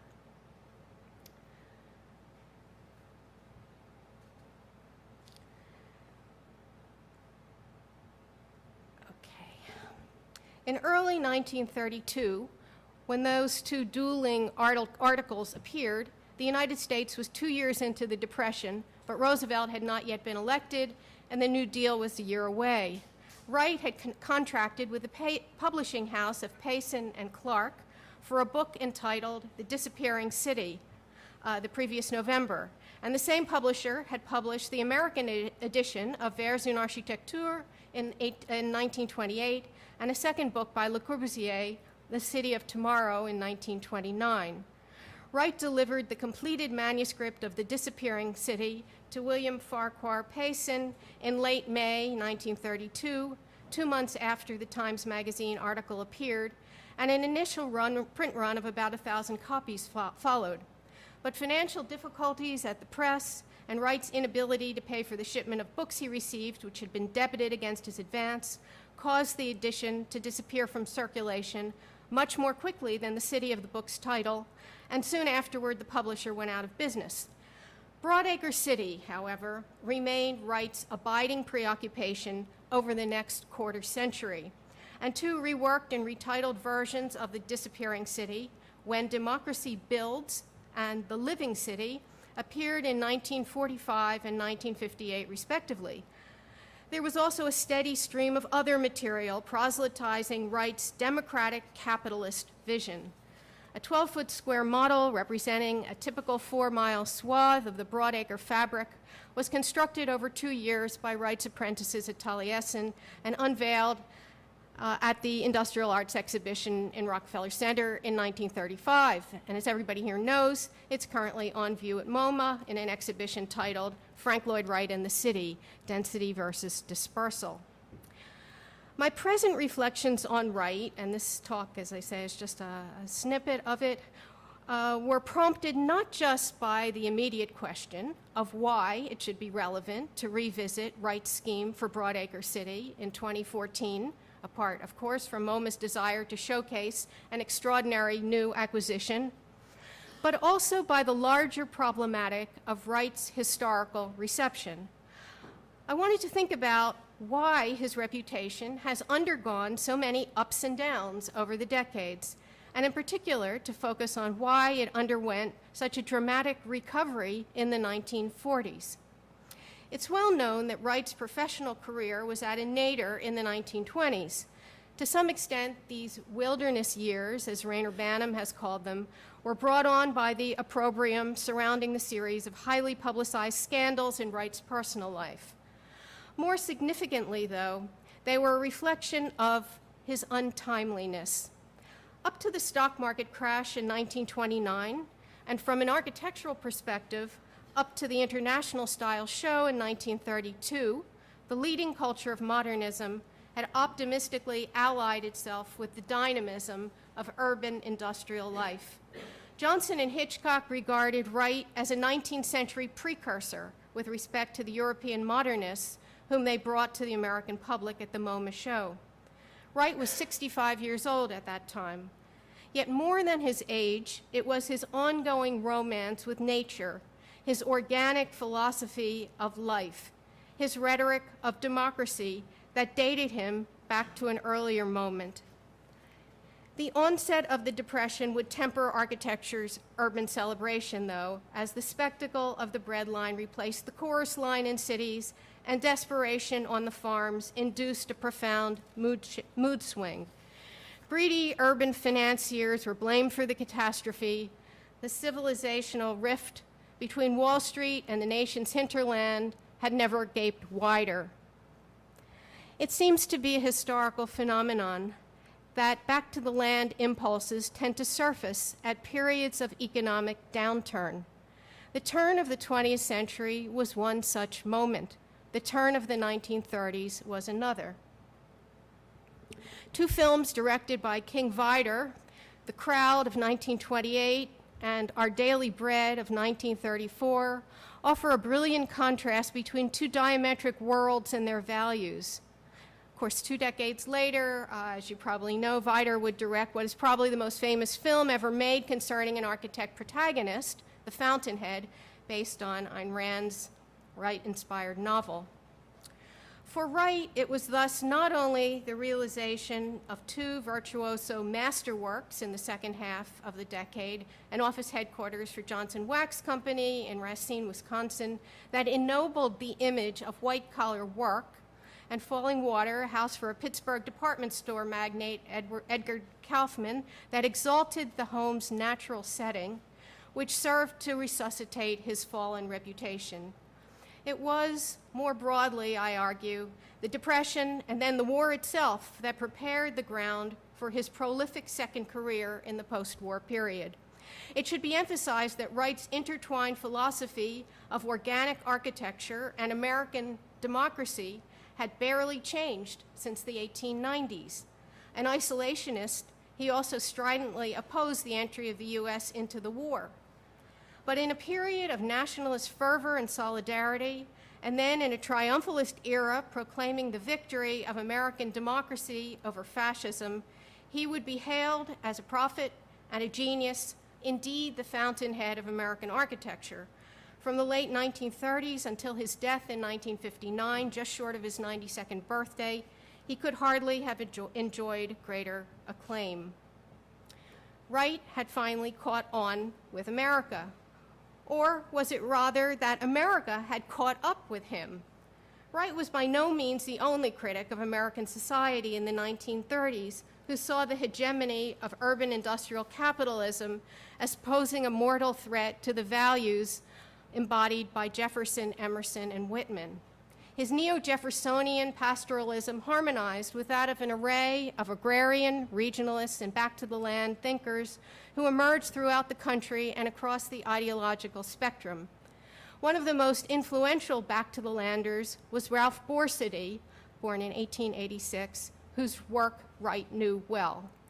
Borsody's book, This Ugly Civilization, came out just before the market collapsed, at a moment when, as he notes, the country was most deliriously celebrating the great boom of which Henry Ford was the prophet and mass production the gospel. And we don't have to read the whole thing, but the book starts out, this is an ugly civilization. It's a civilization of noise, smoke, spells, crowds of people content to live amidst the throbbing of machines, place in which people work are noisy, and so forth. And then the architectural metaphor at the end here, even the homes in which they are supposed to rest are noisy because they are not only packed close together but built tier on tier, the vertical city. Okay, so the son of an emigre active in the land reform movement in his native Hungary before moving to the Lower East Side in the 1880s and becoming an ardent believer in the redistributionist ideas of Henry George, Ralph Borsody began his career in his father's printing and advertising business. I think there is something about printers. He soon tired of the Manhattan rat race, though, and decamped with his wife to establish a homestead in Rockland County within commuting distance of the city. There he, and eventually a small community of like-minded seekers of a simpler lifestyle, undertook an experiment in creative living. He meticulously recounts his family's early experiences in learning to become self-sufficient in this ugly civilization, as well as a second book, Flight from the City of 1933, which appeared at the moment when almost a third of the nation was out of work and coincided with President Roosevelt's announcement of a government program to create subsistence homesteads for unemployed families as a major New Deal policy initiative. Here are a couple of plates from the book. Interestingly, one of the critics of this book, reviewers and critics of it, was none other than Rexford Guy Tugwell, one of Roosevelt's brain trusters, who criticizes it from a feminist position. He says, is this really what women want? In any case, Borsity's expertise led to his involvement in one such homestead project in Dayton, Ohio, which foresaw the creation of a ring of 50 homestead communities within a 15-mile radius of the city, each unit to contain 3-acre plots where families could build their own homes in accord with design guidelines that had been developed by Ernest Flagg, and grow their own crops.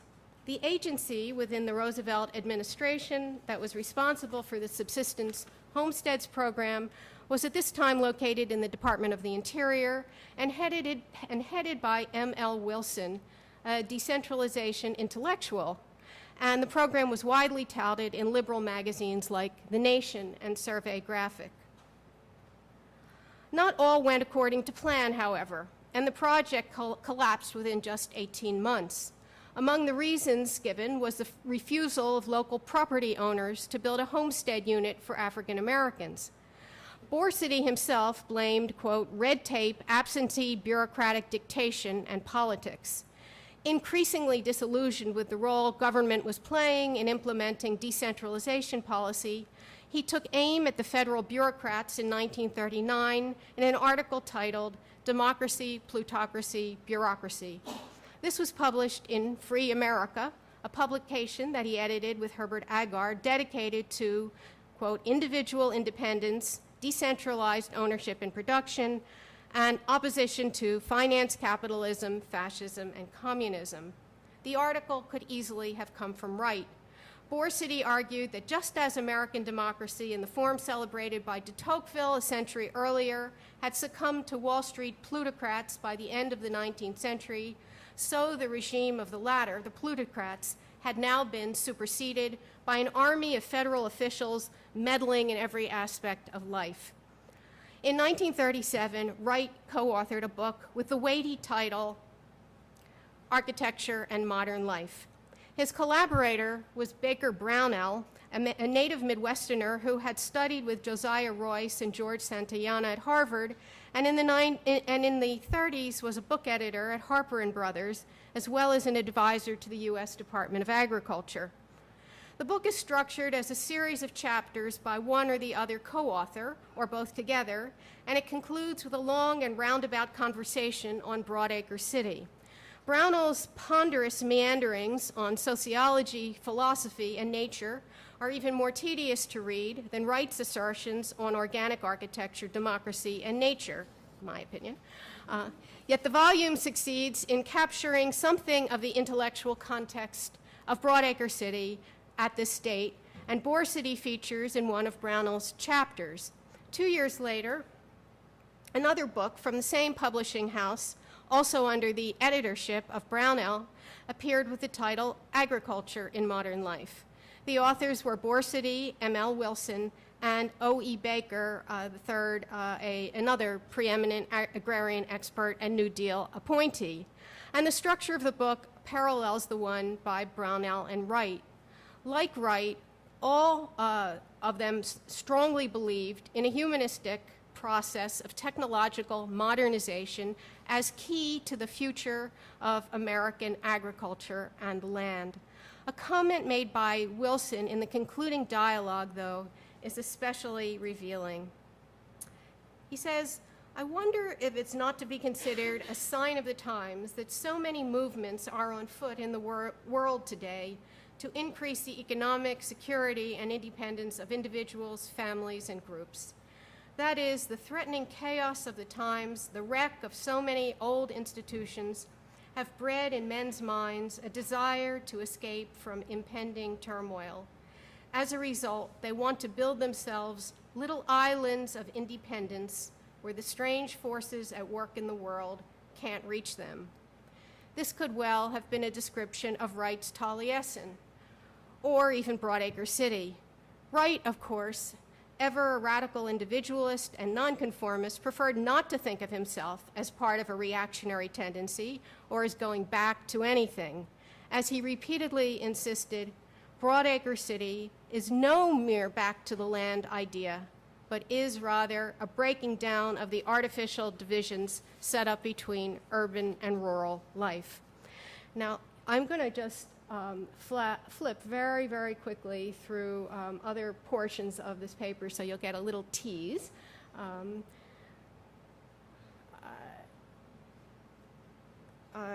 That one should have been a real tease. Let's see if we... it so happens that that Ezra Pound's and Frank Lloyd Wright share a close friend and publisher, a man by the name of Stanley Knott, who spent time at Taliesin and underwrote this special issue of the Taliesin paper on Broadacre, and in that issue writes the article that you see a piece of here about defeating Hitler. In any case, this section has to do with Wright's politics or the political in Wright. But what's important to note is the way Wright insisted on his non-political activity, his non-political nature, and he repeated this again and again in various ways. This publication is from an isolationist magazine that the American First Committee was involved with. Okay, so we are going to just... Okay, so to maybe pick up on something that Jan was just talking about in terms of democracy and aristocracy, one of the earliest quotes that I found where Wright combines these two ideas is in 1914, and he writes, "The democracy of the man in the American street is no more than the gospel of mediocrity. When it is understood that a great democracy is the highest form of aristocracy conceivable, not of birth or place or wealth, but of those qualities that give distinction to the man as a man, and that as a social state it must be characterized by the honesty and responsibility of the absolute individualist as the unit of its structure, then only can we have an art worthy the name." So this is what underlies, and that's he would repeat that statement in various forms, as was already indicated, again and again. This idea of democracy as an aristocracy, of a certain kind of cultural elite, of a certain kind of cultural quality. And this book is one that he publishes in 1949, a belated tribute to his master Sullivan, and the fulfillment of a promise he'd made to the dying architect who had thrust a sheaf of drawings of terracotta architectural ornaments into his hands and asked Wright to write about them one day. And in this book, Wright rails against a poetry-crushing era, portraying Sullivan as a lonely and tragic figure who had been made to suffer the conformity and philistinism of a mobocratic society insensible to his gifts. The great master, well, by now he is done. He is dead. Nevertheless, we are not through with him. Mobocratic art, having a chronic bad conscience, if any, is more than ever likely to join the popular tendency to mob the tribe up by mobbing the master down. Well, I think I'm running out of time here, so I'm going to skip to this piece of this article written by none other than Henry Russell Hitchcock, who had curated, of course, the International Style Show, and then in 1940 gone a ways to redeeming the kind of second-class status Wright had been accorded in 1932 in a one-man show in The Nature of Materials, but Hitchcock in 1947 publishes this article in Architectural Review, the British publication.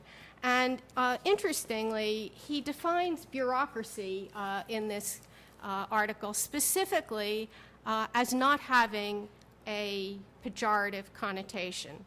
And in fact, he says that in the coming era when projects, architectural and urban projects are likely to be highly complex, it's only the bureaucratic firm working in a integrated and highly expert way that can indeed carry out the task successfully, and that the genius architect is likely to produce what he calls pretentious absurdity or frivolity if he's not careful. Of course, he made two exceptions, and one was Frank Lloyd Wright, whose Guggenheim Museum was still in model form at that date, and the other, of course, Le Corbusier, whose Marseille block was also still on the boards. And he said that the world of the second half of the 20th century would need some works of genius as focal pieces, but again, there was a risk involved. So all this I think will end here with the project for the United Nations, which, as you all know, Le Corbusier desperately wanted to get the job for, and he was passed over in favor of Wallace Harrison as the executive architect and put on an international committee as the French representative. Of course, it was very important in a symbolic project like this, the really most symbolic project of the period, that the committee be international, that this was a statement of a kind of new world democracy.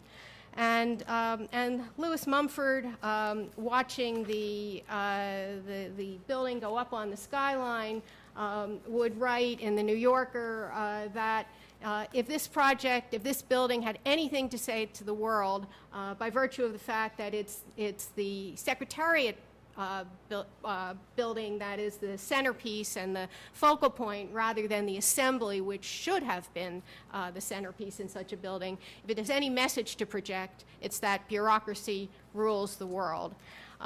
Wright himself, just to end with Wright, was asked to make a comment on the building, and he unexpectedly came out, cabled back to New York.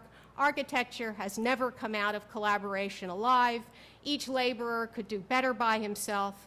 Out of this committee for designing UN headquarters has come a sinister emblem for world power, this monstrous commercialized tombstone for the gravestone of peace. So, in any case, democracy was a changing concept and was tied into all kinds of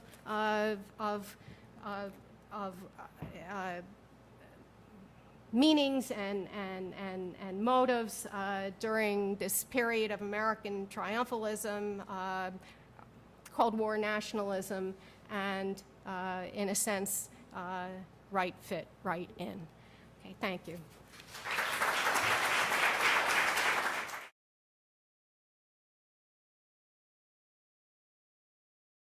I would like to ask a question to Irene and Joan. And how does regionalism enter into your discourse? I know that regionalism perhaps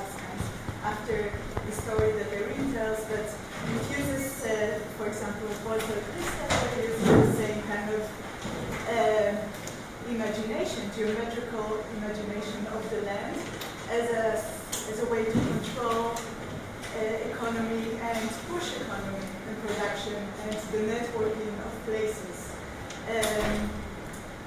And it has some nostalgic ambitions, but I think that, and then it's recuperated in the United States in the 50s and the 60s as a model of development that I think has some roots to what was going on in the New Deal era in the United States and the rise of regionalism as a planning concept. So I wonder how you relate to these issues. And with Irene, the question is, how do you settle the highly regimented mapping of land into this supposedly anarchist thinking?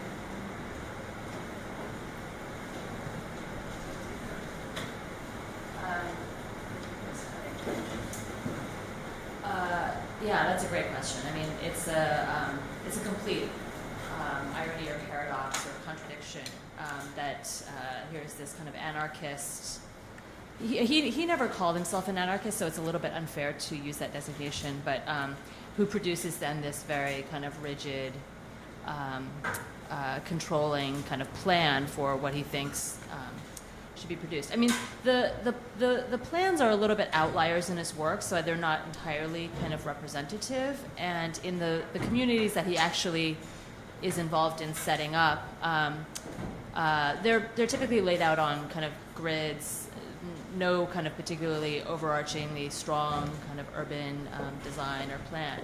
But I think that, you know, the fact that he included these images in his last work speaks to their appeal to him. Like somehow these geometric diagrams exercised an appeal to him that transcended any kind of reservations that he might have had about like imposing such a plan, and the kind of contradiction with his beliefs about individualism. And I think it just kind of speaks to that, you know, again, this kind of argument that the appeal of this kind of visual medium and the clarity of the images somehow kind of competed with, and in this case, won out over the kind of consistency with his political beliefs or ideology. So I guess that's my answer, is that kind of the aesthetics of the diagrams, you know, kind of transfixed him in a way. Apropos of regionalism, it's such a fascinating contradiction, isn't it, that the grid would seem to be a kind of antithesis of the regional, if what the regional implies is specificity, locational difference, locational identity. If we think about Mumford and a book like The South in Architecture, which comes out during the war, and then the whole discourse, the humanistic discourse on regionalism, I think one has to see Broadacre City isn't really participating in that much. There's some sort of lip service paid to as Broadacre City would get implanted in various contexts, it would get altered, modified accordingly. What he's giving us is the generic Broadacre City, which of course is what made me think about the delirious grid and the way the grids work and how they produce this kind of maximum freedom that isn't tied to any kinds of specificities of location. So regionalism, you know, on the other hand, when we think about Wright and his kind of enclave in Taliesin in Wisconsin, really, and again, the rhetoric of place that is so powerful in relation to both Taliesin East and West in Arizona, then he does seem to be part of a regionalist discourse. But Broadacre City seems, you know, remarkably generic in a sense. It's a curious, you know, contradiction of being both generic and too much architecture. There's a very nice article that Robert Twombly wrote years ago where he really talks about Broadacre City being cluttered it's cluttered with architecture, with Wright's architecture, Wright as, you know, the artifacts, the genius, who's the designer of everything. But he says that to live in such a place might have been just incredibly claustrophobic, because even if, you know, it's a 1 acre grid, you couldn't get out of it. You were kind of prisoner of architecture in a sense. So. I just wanted to ask a question related to both of what you were saying and your question as well. I was reading a bunch of material about the settlement of the Northwest Territories, and you know, the grid was, Jeffersonian grid was laid down over that territory before anybody knew anything about it, before it had been surveyed, before the wars had been fought to achieve it in any sense. It's sort of a land by proclamation. But, and in a certain sense, in that sense, the American grid was different than, let's say, the Roman grid. And the Roman grid was laid over territory that was well known. And the American grid was laid over completely unseen, unknown territory in some way. So therefore, I'm wondering if regionalism is a kind of, whether there's, I don't know how one would trace this, but there's a kind of epistemological arch of learning about the ground beneath the diagram. At the same time, the diagram is going through a kind of inventive, various transformational kind of attempts to describe various forms of life and so forth, that it actually, the ground is not a given. It's not already being, you know, cultivated for hundreds of years and so forth. So it's always still in a relatively raw state. So I'm just, I don't know if that's... Grid makes property. Oh, yeah, it makes it possible to buy all that unknown land. Yeah. My question comment is actually for Irene and Jan's presentation. It's trying to tease out, I mean, I'm working aloud, trying to tease out the question of materiality and what kind of epistemic comparison it allows. You both sort of raise it to, in your case, geometry, you raised the issue of geometry, and you brought up the issue of symbolism and materiality. So in your case, the plans that you showed in I was struck by the fact that they were called sections. You call them sections of, so it meant a section of the larger plan, but also that they were literally sections, cuts to, you know, which were different epistemological realms, you know, private property, public property.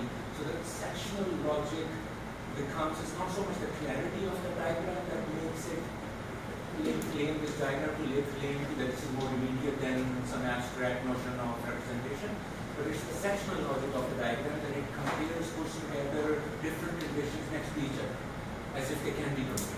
Right? So it bypasses the whole problem of how can they be compared by just simply comparing them.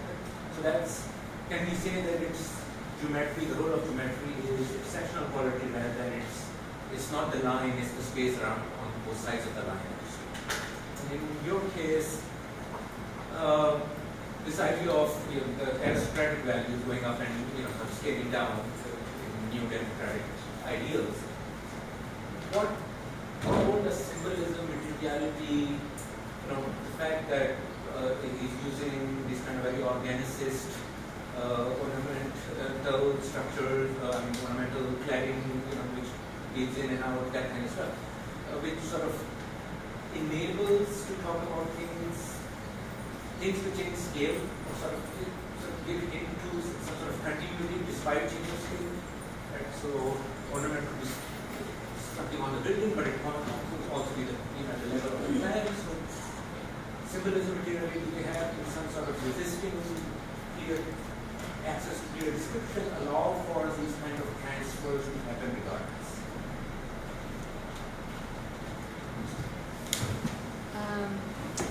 So I'm not sure I entirely understand the idea of the the plan as a section cut that you said combines kind of difference, or that sort of negotiates so the difference. vegetable garden and the house are, you know, can be seen as part of the same plan.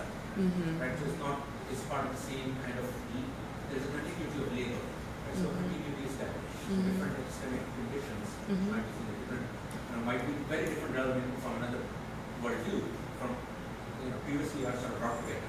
Right. It's the diagram that's putting all of them together and making assessment, relating that is sort of giving us insight into, you know, something more practical. Right. Well, maybe this kind of connects back to what Catherine was pointing out about the grid as this kind of abstraction that's laid down on the kind of geography, the land, the topography, even before that topography was kind of identified, understood, like, much was known about it at all. And there's not that, in the period that I'm looking at, from the late 18th to the early 19th century, there isn't much discourse about kind of respect for topography. It is really about just kind of all the images they're never section, like traditional section images, they're all plans, right? And the imposition of this abstract grid on the land precisely for the purpose of creating property. In the case of Jefferson's grid, Congress undertook this project of surveying because it had assumed a kind of huge federal debt, like from the war, and they had to pay off the debt, and so they had to find a way of taking the land that the states had ceded to the federal government and selling it off quickly, and that was the purpose. It also had bearing on representation, because that's why it's a representative form of government, was being argued by Madison in the Federalist Papers about, because here now the Northwest Territory is gigantic, doubles the size of the country, and there aren't enough citizens, to all hang out and govern this huge area. They're all dispersed, and like most of them are, criminals and so on. So there's just so trying to find a constituency, a governing constituency, is a land problem. And so it's a really, so the laying down of the grid in order to sell the property that nobody knows what's there or whether they're going to be able to survive there and so forth is also an attempt to collect it into a representational kind of figure for the determination of what kind of government it's going to be. Yeah, absolutely. Yeah. And then, in addition to, the kind of imposition of the grid system, there are all sorts of fascinating debates about the size of the grid, the size of the states. Right. Jefferson wanted small states, Madison wanted larger ones.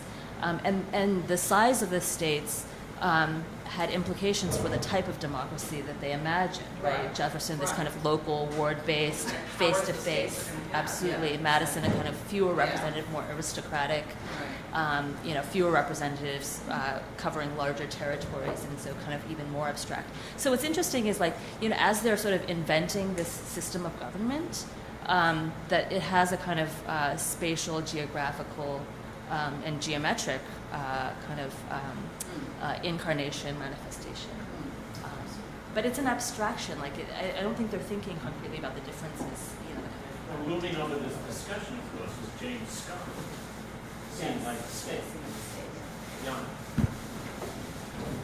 So before trying to answer your question, let me just point out the maybe obvious limits of transformations of aristocracy into democracy, and perhaps vice versa.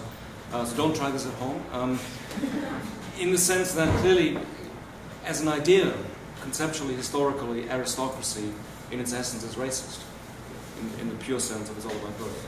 And it's anti-productivist. And so neither of them go together very easily with the vision of broadacre city, which is productivist in a certain way, but which also, if one is to believe Wright's pronouncements, will build itself and will universalize itself somehow. Will be everywhere and nowhere, and so on and so on. So there are no obvious limits in a way that there really are limits to an aristocracy in the strict sense. The connection, though, and then trying to engage with your point about materiality, is still that in a certain way the status of an aristocrat becomes transformed into something like the status of a Republican-free citizen, in the sense of independence, but perhaps more specifically in the sense of the house really becomes the site of being inviolate and impregnable. There's a famous quote, probably know by Wright, where he says this is sort of, you are sort of completely safe. And that's the sort of safety of status, but it's also kind of material safety almost. Maybe not the obvious thing one thinks of in the context of the Usonian house, but I think for him it's a very important thing to make it sound like, well, to say the obvious thing, sort of a castle of sorts. So I think that sort of maybe gestures towards some interesting links that are not simply at the level of abstract talk about values. But I thought what Joan read kind of debunked that idea of aristocracy. So would you respond to Joan on that score? In other words, what she read was that, yes, the word aristocracy used honor, dignity, but completely repurposed for America, or for a kind of whatever, ground up democratic aristocracy, not at all a European aristocracy. Is it? Yeah, well, I have a more skeptical reading than you do, and particularly, maybe just to take a little side tack here, with respect to Claude Bragdon, for whom Wright didn't have a lot of use, and both of them were the kind of the progeny, the double progeny of Louis Sullivan. And on the one hand, Bragdon, a theosophist who the idea of spirituality and brotherhood and a whole kind of collective ethos is absolutely central for him. And both Wright and Bragdon also look back to Whitman, as does Sullivan. But what's always much more salient in the case of Wright is the individualism. Well, for Bragdon, it's the collective. And Bragdon really has a kind of vision of there's this kind of dialectic between the individual and the collective that you find in Sullivan, and then in Bragdon all the more so. I mean, Bragdon talks about sacrifice. This book, Architecture and Democracy, comes out during World War I, and he's really kind of looking at the kind of military situation and visiting camps and this idea, and of course Whitman too had experienced the battlefield, and so this idea of sacrifice is very important. Wright doesn't want any part of that. I mean, Wright wants to proclaim his own sovereign individuality, and the collective is definitely secondary to that, and in fact, risks being the mobocracy, and so the aristocracy has to rise above the mob, I think, is the way I read that statement, and the mob is what's threatening to democracy. But wealth is missing. I think I should. So I take your point. I mean, I'm not saying that there's an obvious line for our genealogy, intellectual genealogy from Sullivan, Bragdon, Wright. And it's quite important indeed that a lot of the book really is about what Bragdon calls militant democracy. And he really seems to think that democracy will come out of the experience of the war. And he talks a lot about also the architecture that goes along with the war, the Red Cross building and so on. But on the larger point, is this just this pure rhetoric and meaningless because we can all use the A word in whatever way we please, and then without having sort of any connection to anything more broader in a historical or conceptual sense. There I would disagree in the sense that yes, clearly he repurposes it, no doubt. I mean, he does want to, in a sense, to adapt particular values to an American scene. But that's also true of the kind of post-war European situation I was talking about. It's still a choice to talk about these specific values. It's still a specific choice to want to talk about aristocracy at all. It's not a given to say that, at this point everybody must address this as a problem, or to truly understand democracy. I mean, we're talking about a period when, sure, monarchies are still around, aristocracy is still around in important ways, and yet by the 30s, certainly, one would not have thought that, this is the kind of thing I have to explain or talk about or bring in as a vocabulary. So I think there is something still to be explained or puzzled by or made sense of, in specifically the addressing of integrity, honor, dignity, and so on and so forth. But without wealth. Isn't that right? Without Sure, wealth. but for the aristocrat, wealth isn't essential either. Yes, of course, in history, but It is essential, I think. Oh, you mean for the period you're talking about? you can be an impoverished aristocrat and keep your honor. You can keep your honor and remain a good aristocrat. A couple more questions here. Yeah, this idea of Wright as an isolationist and an American first is not really. He's a fundraiser. He's having dinners with Einstein to support Taliesin. The fellowship is the most international thing you've ever seen on the face of North America. His wife's brother is the head of the Serbian nation in exile and refugees. I mean, the more I get into Wright, the more I see that he likes pleasantness in his life. And he doesn't take stands that could be really abrasive, and that would be. Well, you know, both Germany and Japan had treated him very well, you know, earlier on. So he wasn't, you know, he wasn't looking for this war for sure. On the other hand, he required his apprentices at Taliesin to declare conscientious objector status, which landed a couple of them in jail for quite long terms. One of them was in jail for a couple of years and really suffered. He was close to Lindbergh and admired him a lot. It's more complicated than that. Okay, we have one last question. Yeah, I wonder if instead of talking about a democratic aristocracy in the American context, if it would make more sense to talk about the Republican tradition with a capital R. Because in the Republican understanding of good society, a certain kind of political economy of small producers is understood to foster certain character traits. And it seems to me that that tradition in the U.S. has had left and right-wing variants, and that's true in Europe as well. But in both cases, one sees a certain kind of argument that connects virtue, honor, dignity with economic independence.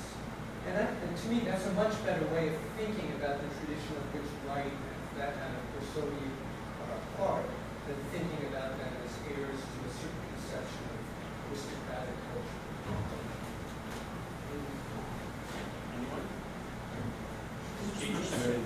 Very briefly.